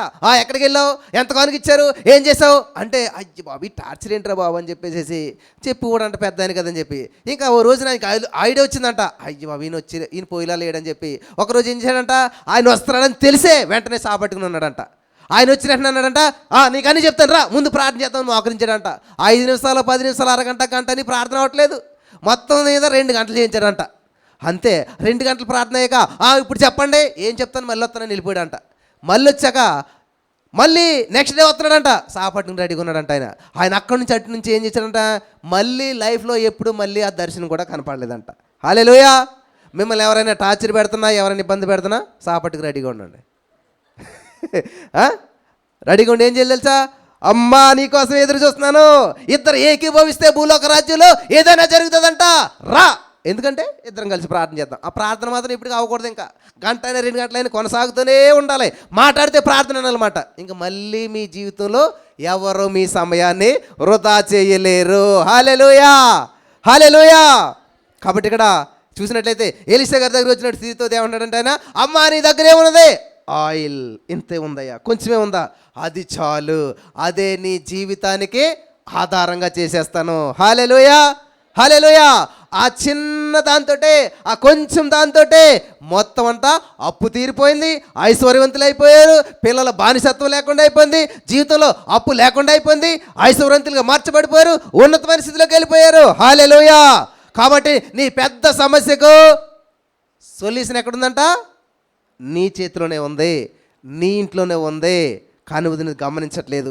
నా సమస్యకు పరిష్కారం ఎక్కడో ఉంది, ఎవరో వల్ల ఈ సమస్య పరిష్కరించబడుతుంది అనుకుంటే పొరపాటే. ఈ సత్యం నువ్వు తెలుసుకున్న రోజున, ఈ రోజున ప్రభా నా సమస్యకు పరిష్కారం నా దగ్గరే ఉంచావు, నా చేతిలోనే ఉంచావు, ఈరోజు నేను ప్రకటిస్తున్నాను. ఆమేన్. హల్లెలూయా, హల్లెలూయా. అమ్మా ఏమున్నదో నాకు తెలియజెప్పన్న వెంటనే అప్పుడు ఆవిడ చెప్పిందంట, ఎప్పుడైతే పలికిందో ఆమె విడుదల కలిగింది. నెక్స్ట్ రెండోదిగా మనం చూసినట్లయితే మొట్టమొదటిగా ఏంటంటే, పిల్లలారా మీ దగ్గర ఏమైనా ఉన్నదా అని అడిగాడు దేవుడు. ఏంటది? తింటాకే. కానీ వాళ్ళ దగ్గర ఏమి కూడా లేదు అని వాళ్ళు ఒప్పుకున్నారు. ఒప్పుకోవటం వల్ల దేవుడు ఏం చేయాడంట? సమృద్ధైన ఆహారం వాళ్ళకి పెట్టాడు, సమృద్ధైన చేపలని వాళ్ళకి పట్టుకునేలాగా సహాయం చేశాడు. రెండోదిగా ఎలీషా గారు ఆ స్త్రీ వచ్చి అయ్యా ఏమీ లేదు అన్నది. ఏమీ లేదు అనకమ్మా, ఉన్నదే. హల్లెలూయా. నీ జీవితానికి సరిపడా, నీ సమస్యకు సరిపడా, నీ అప్పుకు సరిపడా నీ దగ్గరే ఉన్నదే పరిష్కారం. నువ్వు తెలుసుకోలేకపోతున్నావు. కాబట్టి ఈరోజు మీలో చాలామంది అయ్యా నాకు చాలా అప్పు ఉంది, నాకు చాలా సమస్య ఉంది, చాలా ఇబ్బంది ఉంది, నా బిడ్డలు నా మాట వింటలేదు, ఈ పరిస్థితి గుండా వెళ్తున్నా, ఏం చేయాలి నాకు అర్థం కావట్లేదు అని మీరు అనుకుంటున్నట్లయితే అంతటికీ పరిష్కారం ఎక్కడుంది తెలుసా? నీ నోటులోనే ఉన్నదే. నువ్వు పలికితే కలుగుతుంది. నెక్స్ట్ మూడోదిగా మనం చూసినట్లయితే మత్తయి సువార్త 9వ అధ్యాయం 28, 29 వచనాలు చూసినట్లయితే అక్కడ దేవుని యొక్క వాక్యం ఏమని రాయబడినదంటే, మత్తయి సువార్త ఆయన ఇంట ప్రవేశించిన తర్వాత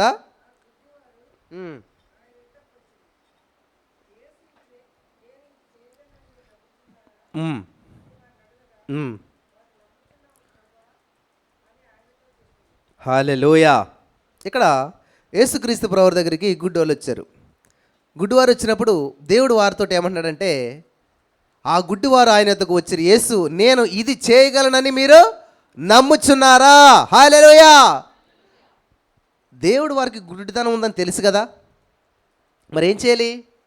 స్వస్థపరచాలి కదా. కానీ ఏమడుగుతున్నాడు? మీ దగ్గర ఉందా? మీ దగ్గర ఏమైనా ఉందా? ఏముందంటండి? మేము గుడ్డోళ్ళు, మా దగ్గర ఏముంటుంది? అదే అది కావాలి నాకు అంటున్నాడండి. ఏంటి కావాలి? ఏంటది? నమ్మకం.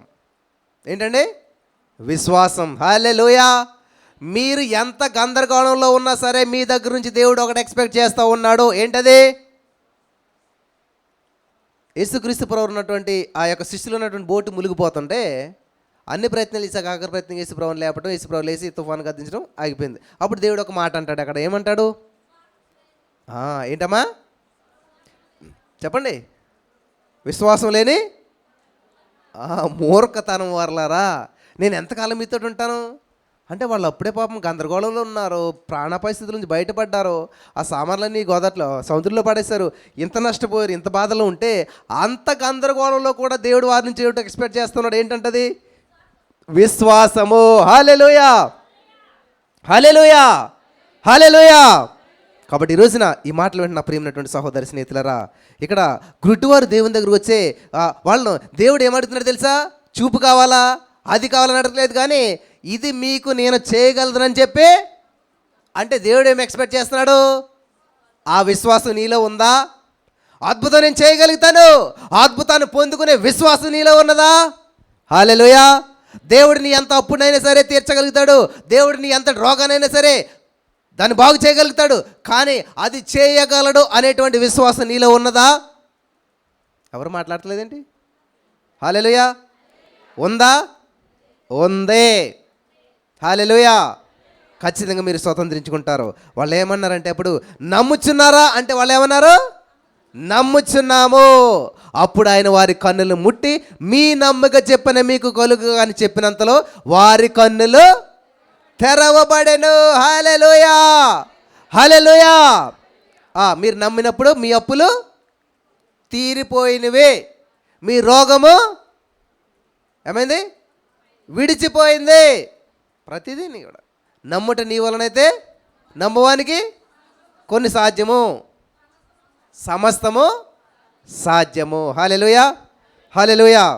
నెక్స్ట్ మనం చూసినట్లయితే మత్తయి సువార్త 14వ అధ్యాయం 16వ వచనంలో చదివినట్లయితే అక్కడ యేసుక్రీస్తు ప్రభువారు బోధిస్తూ ఉన్నప్పుడు అనేక వేల మంది వచ్చారు. ఆ వేల మంది దేవుని యొక్క వాక్యాన్ని ఆసక్తితో వింటూ ఉన్నారు. అలాగా దేవుని యొక్క వాక్యం వింటూ వింటూ రోజులు గడిచిపోయే 3 రోజులు అయిపోయిందంట. 3 రోజుల్లో కూడా ఎవరికి ఆకలి దప్పులు లేవంట. 3 రోజులు అయిపోయిన తర్వాత యేసుక్రీస్తు ప్రభువారి శిష్యులు కొంతమంది వచ్చి, ప్రభా 3 రోజులు అయిపోయింది, వాళ్ళు భోజనం లేదు, ఏమీ లేదు, ఏంటి మరి పరిస్థితి, ఎలాగా, వాళ్ళకి ఆకలేస్తుంది కదా అని అంటే, అప్పుడు దేవుడు అన్నాడంట వాళ్ళ శిష్యులతోటి, మత్తయి సువార్త 14:16లో, యేసు వారు వెళ్ళనక్కర్లేదు, మీరే వారికి భోజనం పెట్టుడని వారితో చెప్పాను. హల్లెలూయా.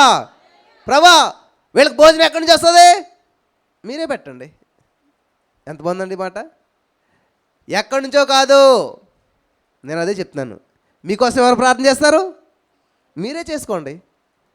నచ్చదు మనకి ఇలాగా కదా, మాకోసం మీరు ప్రార్థన చేయండి అంటే, మీకోసం నేను ప్రార్థన చేస్తానంటే ఎంత ఇష్టమో కదా. అలాగ అక్కడ మీకోసం మీరే ప్రార్థన చేసుకోండి, మీరే స్వతంత్రులుగా జీవించండి, మీ సమస్యని మీరే సాల్వ్ చేసుకోండి. కష్టం, ఇష్టం ఉండదు మనకు అసలే. ఇక్కడ దేవుడు అది చెప్తున్నాడు. ఏమని చెప్తున్నాడు అంటే, ప్రభా ఇంత వేల మంది ఉన్నారు, వీళ్ళకి ఎక్కడొస్తుంది ఆహారం, ఎలాగొస్తుంది ఏంటంటే, దేవుడు అంటున్నాడు తెలుసా, మీరే వారికి. హల్లెలూయా, హల్లెలూయా. ప్రభా ఎంత సమస్య ఉంది, దీనికి పరిష్కారం ఏంటి అంటే, దేవుడు అంటే తెలుసా, మీ దగ్గరే ఉంది పరిష్కారం, మీరే చూడండి.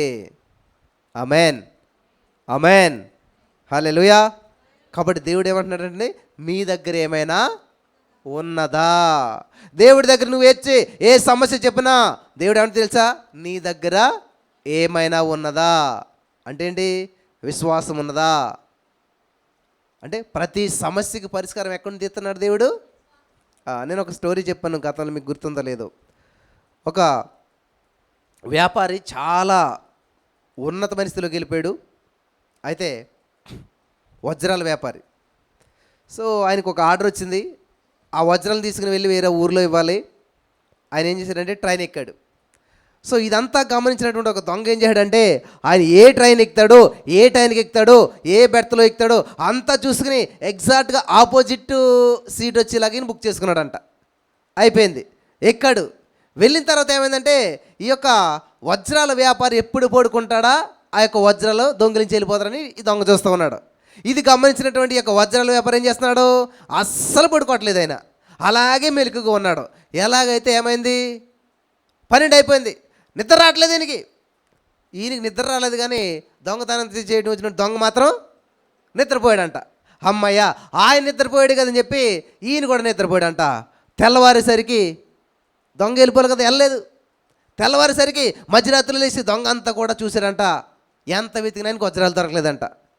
ఇంకా వెళ్ళిపోయి దిగిపోయే టైంలోని ఈ దొంగ ఫస్ట్ టైం ఫెయిల్ అయిపోయాడంట. అప్పుడు ఆ యజమానితో అడుగుతున్నాడంట వజ్రాలు, సార్ ఒక విషయం, నేను చాలా పెద్ద దొంగని, ఇంతవరకు ఏ దొంగతనం కూడా ఫెయిల్ అవ్వలేదు నేను, కానీ ఫస్ట్ టైము నేను ఫెయిల్ అయిపోయాను. ఎందుకంటే మీరు వజ్రాలతో ఎక్కరు నాకు తెలుసు, ఆ వజ్రాలు ఎక్కడున్నాయని చెప్పి మీరు పడుకున్నాక అంతా వెతికాను, మొత్తం మీ పాకెట్స్ అన్నీ వెతికాను, అన్నీ చూశాను, ఎక్కడా కూడా నాకు వజ్రాలు దొరకలేదు. దయచేసి ఒక్కసారి, నాకు అది అవసరం లేదు, కానీ నేను ఇంకా దొంగిలించలేదు, నాకు అర్థమైపోయింది, కానీ అది ఎక్కడ దాచారో చెప్తే నేను వెళ్ళిపోతాను అని అన్నాడంట ఆయన. వెంటనే ఈయన ఆ వజ్రాల వ్యాపారులు వేసి ఆ యొక్క వ్యక్తి భుజం మీద చేసి, ఏం కంగారు పడకని చెప్పి ఆ దొంగ జేబులోంచి ఈ వజ్రాలు తీసాడంట ఆయన. ఎవరు, వజ్రాల వ్యాపారి.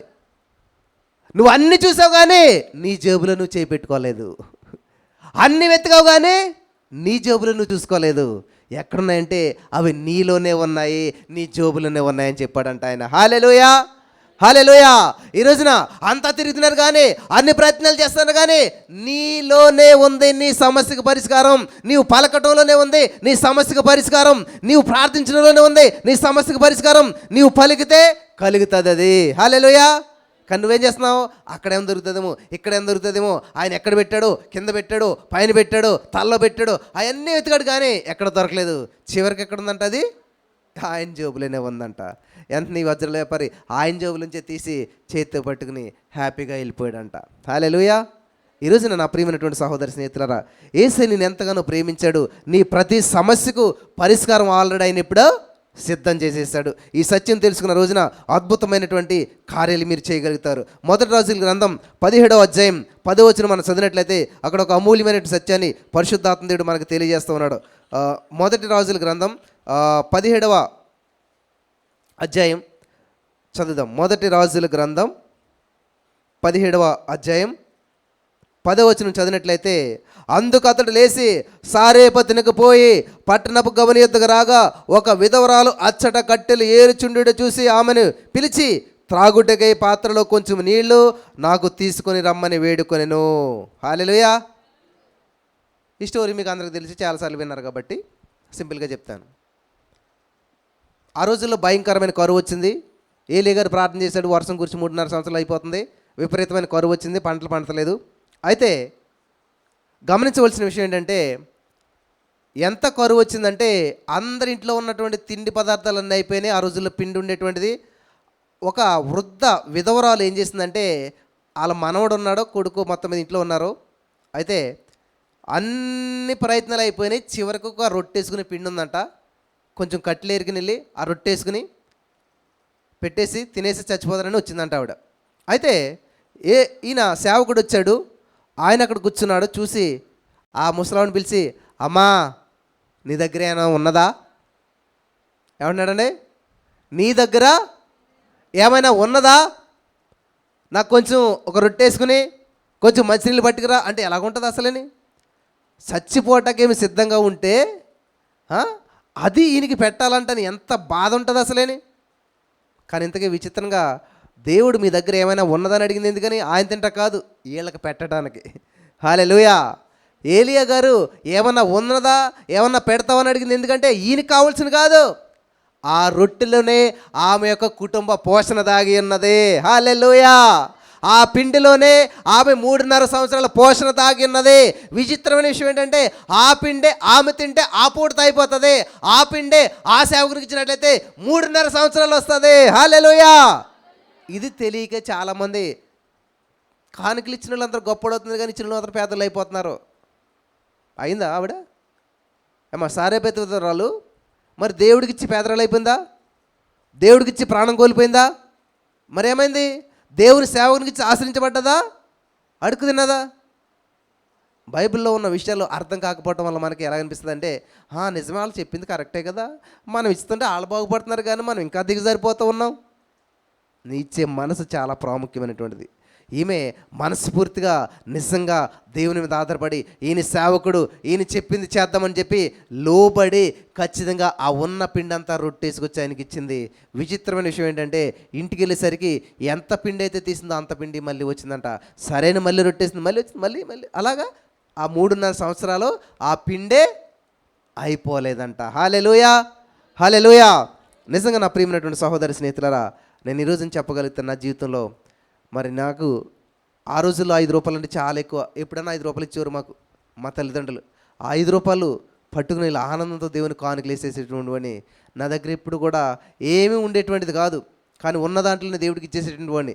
ఈరోజు నిజంగా మరి ఈ యొక్క పరిచర్యలకు మేము వచ్చిన తర్వాత నేను ధైర్యంగా చెప్పగలుగుతాను, ఎప్పుడు కూడా మేము ఎవరిని మరి ఇలా రెంట్ కడతాం ఇబ్బందిగా ఉందండి, మీరు స్పాన్సర్ చేయండి, మీరు సహాయం చేయండి, మీ యొక్క అమూల్యమైనటువంటి కానుకలను ఈ భారభరితమైన పరిచర్యకి పంపండి అని మేము ఇప్పుడు అడగం. ఎందుకంటే నాకు పరిచర్య భారంగా లేదు ఇప్పుడు కూడా. ఈరోజు 3 చోట్ల వాక్యం చెప్పినా కానీ నాకు ఇంకా చెప్పాలనిపిస్తుంది, రేపు ఆలన చేయమైనా కూడా.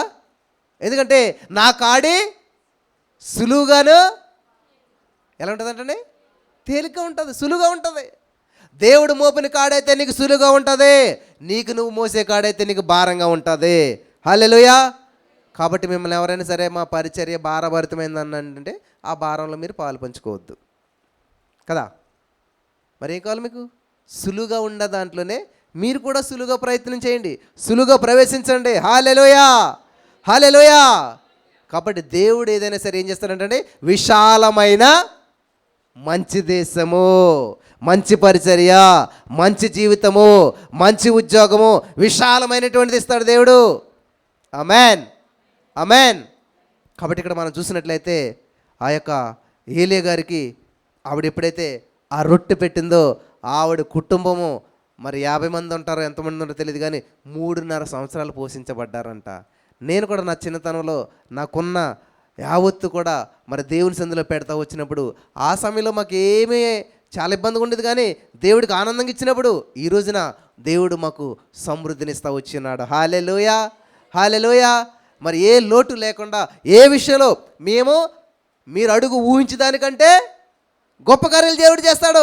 మనం తలంపు పుట్టక ముందే మనకి ఏది అవసరం ఆయన ఆల్రెడీ తెలిసి ఉన్నదంట. హల్లెలూయా. ఎన్నో విషయాల్లో మేము ఆలోచన చేసిన వెంటనే అది అమలు చేయబడిపోతూ ఉంటుంటుంది. హల్లెలూయా. నేను మొన్న ఒక షాపింగ్కి వెళ్ళాను అనమాట. ఏంటంటే ఇప్పుడు ఏదైనా మెసేజ్ చెప్తున్నప్పుడు వాటర్ తాగాలంటే ఇప్పుడు ఇలాగ ఈ బాటిల్ ఓపెన్ చేసి ఇట్లాగా తాగాలంటే ఇబ్బందిగా ఉంటుంది.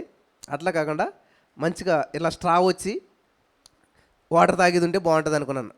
కానీ ఏది చూసినా అంతా ప్లాస్టిక్ స్ట్రాలో ప్లాస్టిక్ బాటిల్ వస్తున్నాయి. అందులో హాట్ వాటర్ ఇస్తే ఏమవుతుంది, మెల్ట్ అయిపోతుంది. ఇట్లా కాదు, ఇది కింద ఇలా స్టీల్ రావాలి, దీనికి ఇట్లా ఇందులోంచి మరి స్టీల్ పైప్ రావాలి, ఇలా ఉండాలని మేము అనుకుంటూ ఉన్నాం. ఎన్ని షాపులు తిరిగినా కూడా పని అవ్వలేదు, దొరకలేదు ఎక్కడ కూడా. విచిత్రంగా ఈరోజు ఏమైందంటే మేము మీటింగ్కి వెళ్ళాం కదా, మీటింగ్కి వెళ్తే వాళ్ళ ఇంట్లో షోకేసులో పెట్టి ఉంచారు కొత్తది. ఎక్కడి నుంచి వచ్చింది ఇది? ఆస్ట్రేలియా నుంచి వచ్చింది. హల్లెలూయా. నేను అదే చెప్తాను, ఇది ఎప్పుడు ప్రిపేర్ అయింది? నాకు ఊహ పుట్టకముందే ఇది ఆల్రెడీ రెడీ అయిపోయి సిద్ధం చేయబడి ఉంది. ఇది వెయిట్ చేస్తుంది నా కొరకు. నేనేమనుకున్నాను, ఎలా కొనాలా, ఎక్కడ కొనగల, ఎక్కడ దొరుకుతుందని నేను వెయిట్ చేస్తుంటే ఇది ఆల్రెడీ దేవుడు ఎప్పుడో ముందు సిద్ధం చేసేసేసి నేను ఎప్పుడు వెళ్తానా నా చేతిలోకి రావటానికి ఇది సిద్ధంగా ఉన్నది. హల్లెలూయా, హల్లెలూయా. ఇలాగా చాలా విషయాలు మనం అడుగు ఊహించడానికంటే మన మనసులో ఆ యొక్క ఆలోచన రాకముందే, తలంపు పుట్టకముందే నేను ఎరిగి ఉన్నాను. హల్లెలూయా, హల్లెలూయా. నాకు చాలా సంతోషమైనటువంటి విషయం ఏంటంటే నిజంగా ఇలాగ మనం దేవుని సందులో ఎప్పుడైతే గడుపుతున్నామో ఈరోజు మీరు గడుపుతున్నటువంటి ఈ యొక్క ప్రార్థన కానీ ఈ యొక్క సమయం కానీ ఏది కూడా వృధా కాదు. ఒకనొక రోజున దీని యొక్క ఫలితం మీరు ఊహించని రీతిలో తిరిగి మీ జీవితంలోకి వస్తూ ఉంటుంటుంది. హల్లెలూయా, హల్లెలూయా. నేను ఎందుకు చెప్తున్నానంటే నేను 6వ తరగతి 7వ తరగతి చదువుతున్నటువంటి సమయంలో చాలా కష్టంగా ఉండేటువంటిది అనమాట. మా నాన్నగారు సారా కొట్టు ఉండేది, మాకు ఫుల్గా తాగేసి ఏం చేస్తారంటే గుమ్మానికి అడ్డంగా పడుకునేవారు. అప్పుడు మా గుమ్మం ఏంటనుకుంటున్నారు? తాటాకులు తెలుసా మీకు? కొబ్బరాకులు తెలుసా? కొబ్బరి చెట్టుకున్న ఆకుల్ని తడక అల్లుతారు తెలుసా? నేను చాలా స్పీడ్గా వెళ్ళి తడకలు కూడాను. ఆ తడకను తలుపుగా పెట్టుకున్నాను అనమాట. అది మా ఇల్లు అప్పుడు పరిస్థితి అనమాట. అయితే మా నాన్నకు తాగేసించారంటే ఆ తలుపుకు అడ్డుగా పడుకున్నాను అనమాట. అప్పుడు మా అమ్మగారు ఏం చేసేవారు, చక్కగా మీటింగ్ జరిగితే చాలా బాగా తీసుకెళ్ళేవారు. అప్పుడు మా అమ్మగారు ఏం చేసింది, మా నాన్నగారు అడ్డంగా పడుకుంటే మా నాన్నగారిని దాటి అవతలకి వెళ్ళింది అనమాట. ఇలాగా ఇప్పుడు నేను ఎక్కడున్నాను? యువతలో ఉన్నాను. అప్పుడు నన్ను ఏం చేసింది, అవతల నుంచి మళ్ళీ నన్ను పట్టుకుని మళ్ళీ నన్ను అవతలు దాటించి నెమ్మదిగా ఇద్దరం కలిసి చర్చికి వెళ్ళేవాళ్ళు. చర్చికి వెళ్ళి 11వ వీధి వరకు వీధి ప్రేయర్ ఏదైనా ఉంటేనే అక్కడ నుంచి మళ్ళీ వచ్చేసరికి మళ్ళీ అలాగే పడుకునేవాడు మా నాన్నగారు. మళ్ళీ మా అమ్మగారు ఏం చేసింది, ఎలాగైతే దాటి వెళ్ళిందో అలాగ దాటుకుని ఇక్కడికి వచ్చిన తర్వాత అప్పుడు మళ్ళీ నన్ను దాటించి వచ్చింది. ఆ విధంగా నా చిన్నతనంలో చాలా కష్టం మీద చాలా చాటుగా, మీలో చాలామంది కూడా అలాగే వెళ్తున్నారని నేను నమ్ముతున్నాను. అలా చాటుగా తెలియకుండా, ఎవరికి మా నాన్నగారు తెలియకుండా, మా నాన్నగారు నిద్రలో ఉండగానే ఆల్రెడీ వెళ్ళి చర్చికి వెళ్ళటం, చూసుకోవటం, వచ్చేయటం జరిగేటువంటిది. హల్లెలూయా. అటువంటి చేసినటువంటి ప్రార్థన ఫలితాలు, ఆ రోజు నాటినటువంటి విత్తనాలు ఈరోజు సమృద్ధైన పంట నేను అనుభవిస్తూ ఉన్నాను. హల్లెలూయా, హల్లెలూయా, హల్లెలూయా. ప్రియులారు గమనించాలి, నీ దగ్గర లేనిది దేవుడు ఎప్పుడు కూడా అడగడు. ఆమేన్. నీ దగ్గర లేని దాన్ని దేవుడు ఎప్పుడు కూడా అడగడు. నీవు చేయలేని దేవుడు ఎప్పుడు కూడా చేయమని చెప్పడు. నీవు చేయగలిగింది నువ్వు చేస్తే, నీవు చేయలేనిది దేవుడు చేస్తాడు. ఆమేన్. నీవు చేయగలిగింది నువ్వు చేస్తే, నువ్వు చేయలేని దాన్ని దేవుడు చేస్తాడు. నువ్వు ప్రార్థన చేయగలుగుతావు లేదా? కానీ చేయరు. నువ్వు చేయగలిగింది కూడా. అందుకే దేవుడు ఒక మాట చెప్తాడు, ఏమంటారా, నీకు చేతనైన ఏ పని అయినా నీ శక్తి లోపం లేకుండా చేయాలంట. హల్లెలూయా, హల్లెలూయా. కాబట్టి ఇక్కడ మనం గమనించవలసిన విషయం ఏంటంటే, లాజర్ గారు చనిపోయినప్పుడు సమాధి చేశారు. యేసుప్రభువు ఆ ప్లేస్లోకి వెళ్ళి ఒక మాట అంటాడు అద్భుతంగా. ఏమంటాడు తెలుసా? మీరు ఆ రాతిని తొలగించండి, లాజర్ నేను రప్పిస్తానంటాడు. రాయి తొలగించడం కష్టమా? చనిపోయి 4 రోజులు అయిపోయి లాజర్ కుళ్ళు కొంపకూడదని లాజర్ని రప్పించడం కష్టమా? మన వల్ల కాదు అది కదా. కానీ మన వల్ల ఇది ఉంది. ఏంటది? ఇద్దరు ముగ్గురు కలిసి రాడ్ని ఎలాగైనా పక్కకి తొలగించేయచ్చు, ఆ రాత్రి ఎలాగైనా. కాబట్టి వాళ్ళు చేయగలిగిందానే దేవుడు చేయమన్నాడు. మీరు ఆ రాత్రిని తొలగించగలుగుతారు కదా, ఆ రాత్రిని మీరే తొలగించండి. లాజర్ నేను రప్పిస్తాను, హల్లెలూయా.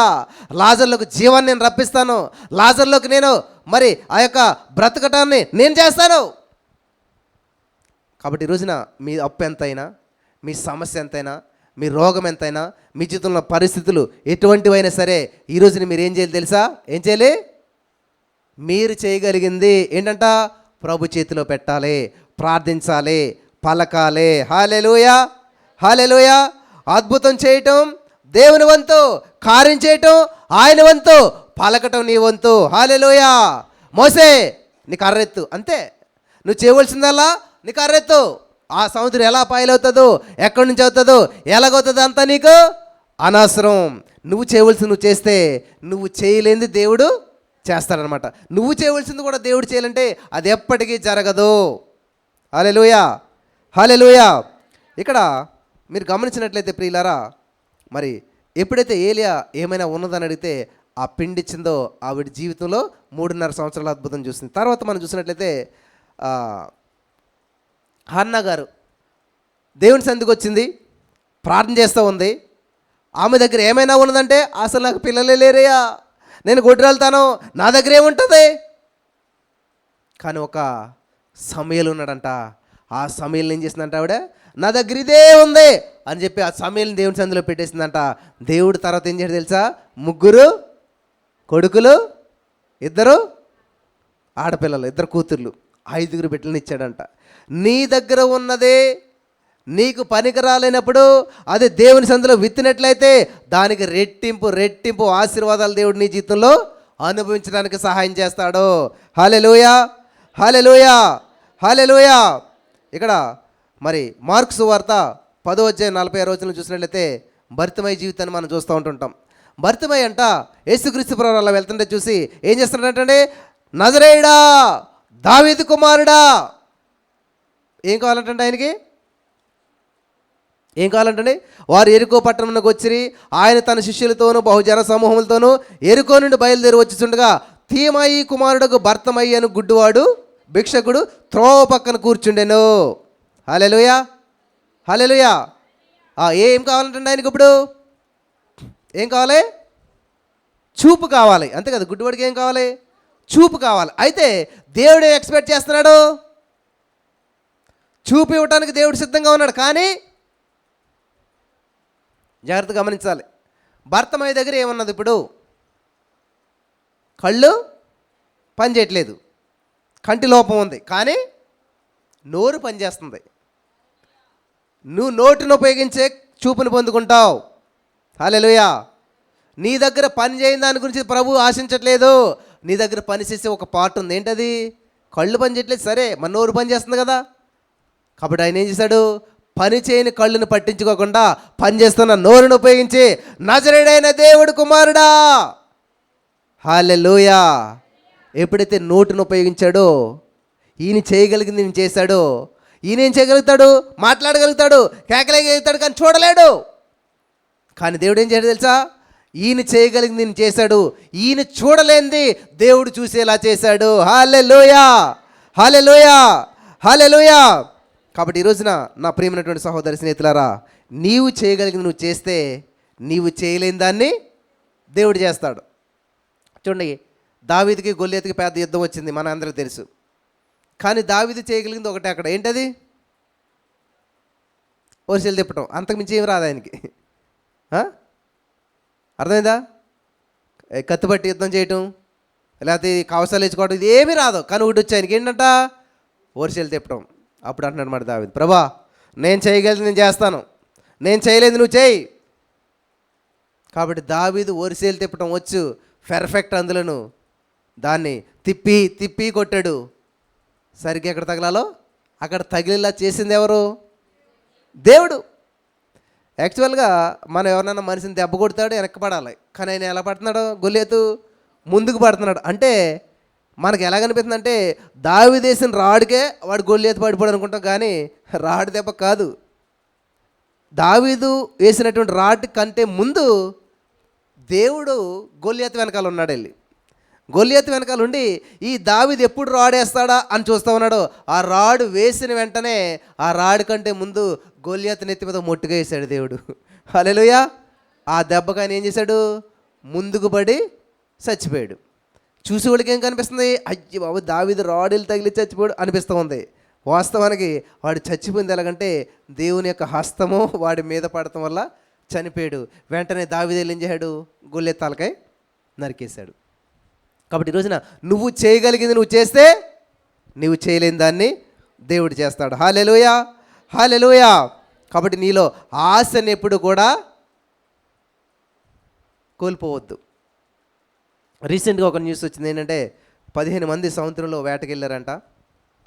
వేటకెళ్తే మరి ఏం జరిగింది ఏంటో, భయంకరమైన తుఫాన్ రావటం వల్ల ఆ యొక్క బోటు తిరగబడిపోవటం వల్ల అందులో ఉన్నటువంటి ఆ 15 మందిలో మరి ఆ రోజే ఆ బోటు బోల్తా పడిన రోజునే చనిపోయారంట.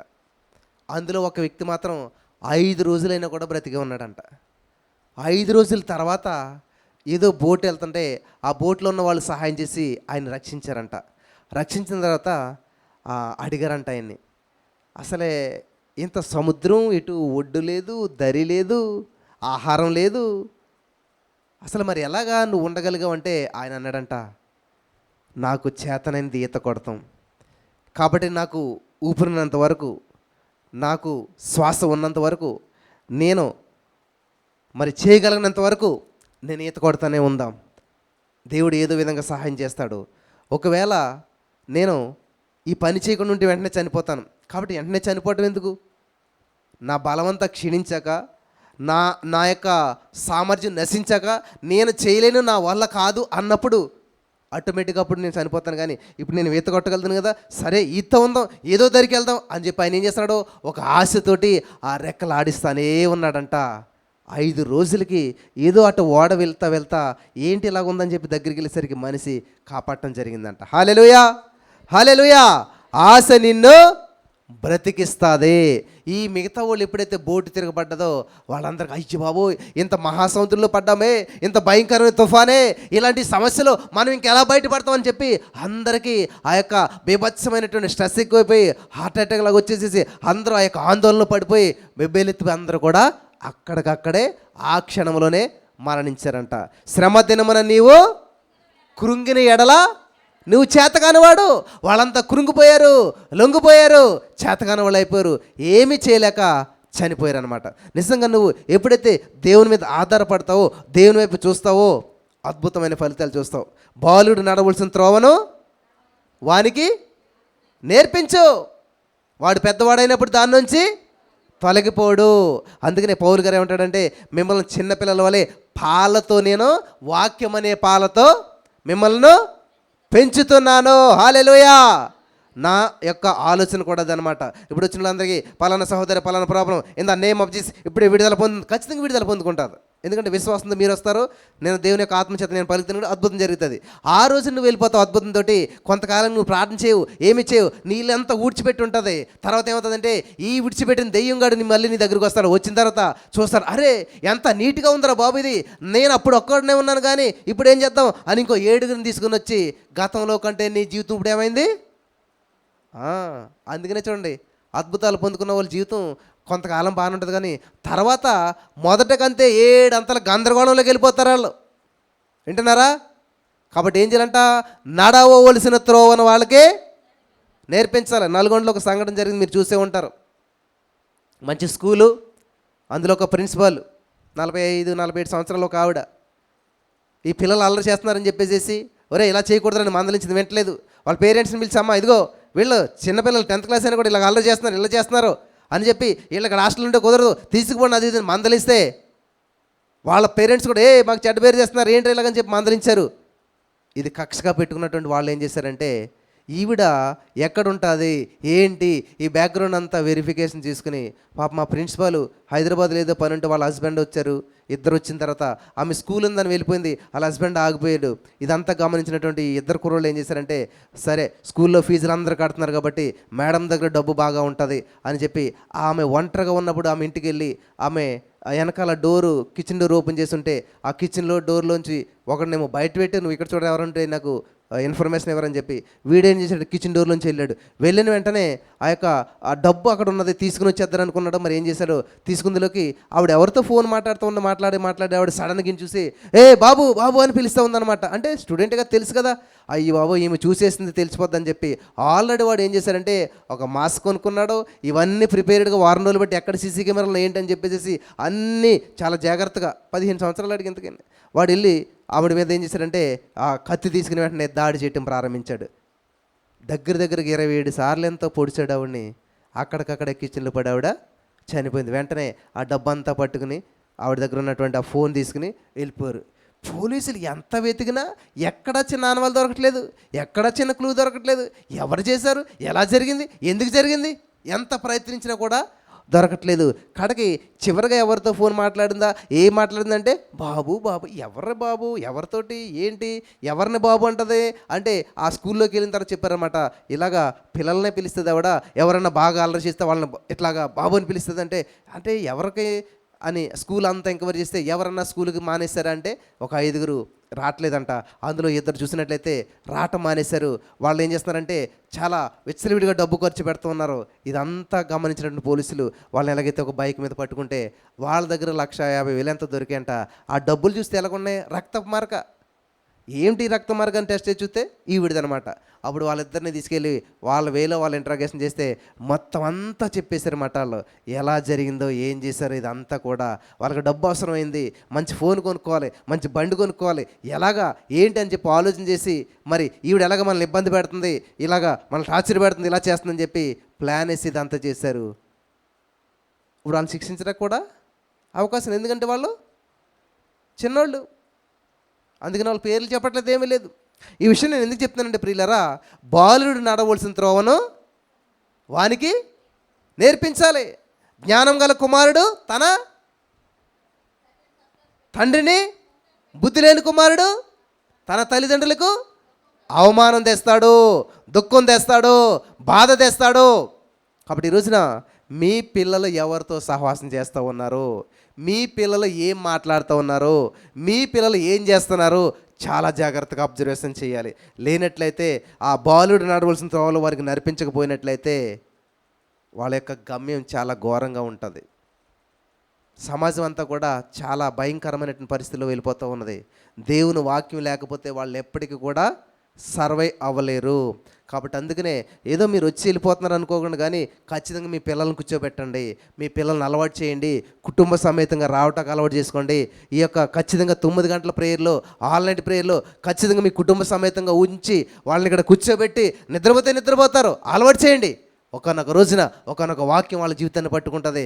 ఖచ్చితంగా గొప్ప గొప్ప ఫలితాలను వారు చూడగలుగుతారు. హల్లెలూయా, హల్లెలూయా. కాబట్టి ఈ రోజున ఈ మాటలు వింటున్న ప్రేమైనటువంటి సహోదరి స్నేహితులారా, యేసయ్య నిన్ను ఎంతగానో ప్రేమిస్తూ ఉన్నాడు. నీ పట్ల చాలా గొప్ప గొప్ప ప్రణాళికలు కలిగి ఉన్నాడు. ఆల్రెడీ నీ సమస్యకు పరిష్కారం ఆల్రెడీ ఆయన సిద్ధం చేసేసాడు. హల్లెలూయా, హల్లెలూయా, హల్లెలూయా. కాబట్టి యెషయా గ్రంథం 55:10 ప్రకారం విత్తువానికి విత్తనము, 2 కొరింథీ 9:10 ప్రకారం తినుటకు ఆహారము ఆయన దయచేస్తాడు. విత్తనాన్ని విత్తాలి,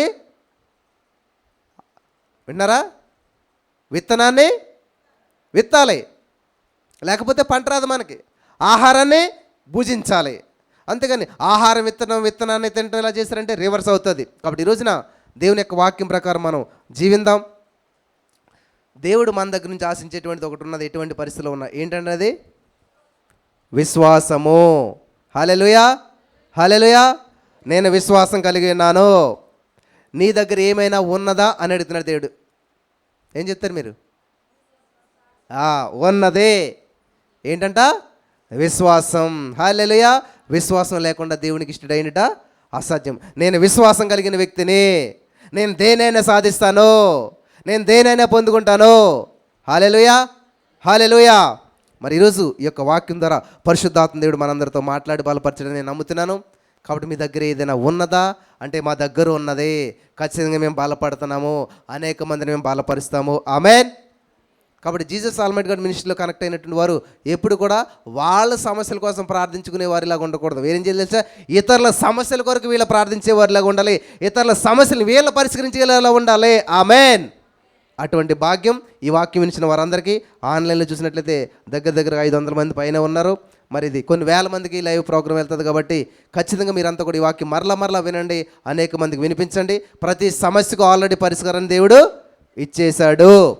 ఆమెన్. స్తోత్రం దేవా. సర్వోన్నతుడా, ఈ రాత్రికాల సమయంలో యొక్క వాక్యం ద్వారా మాతో మాట్లాడారు. ఎందరైతే ఈ యొక్క వాక్యం విన్నారో వారందరి జీవితంలో పెను మార్పులు సంభవింపజేసి అద్భుత ఆశ్చర్యకార్యాలు చూసి నడిపించబట్టు కృప చూపించమని యేసు నామములో ప్రార్థించినామే పొందుకుని నమ్మ పరమ తండ్రి. ఆమెన్.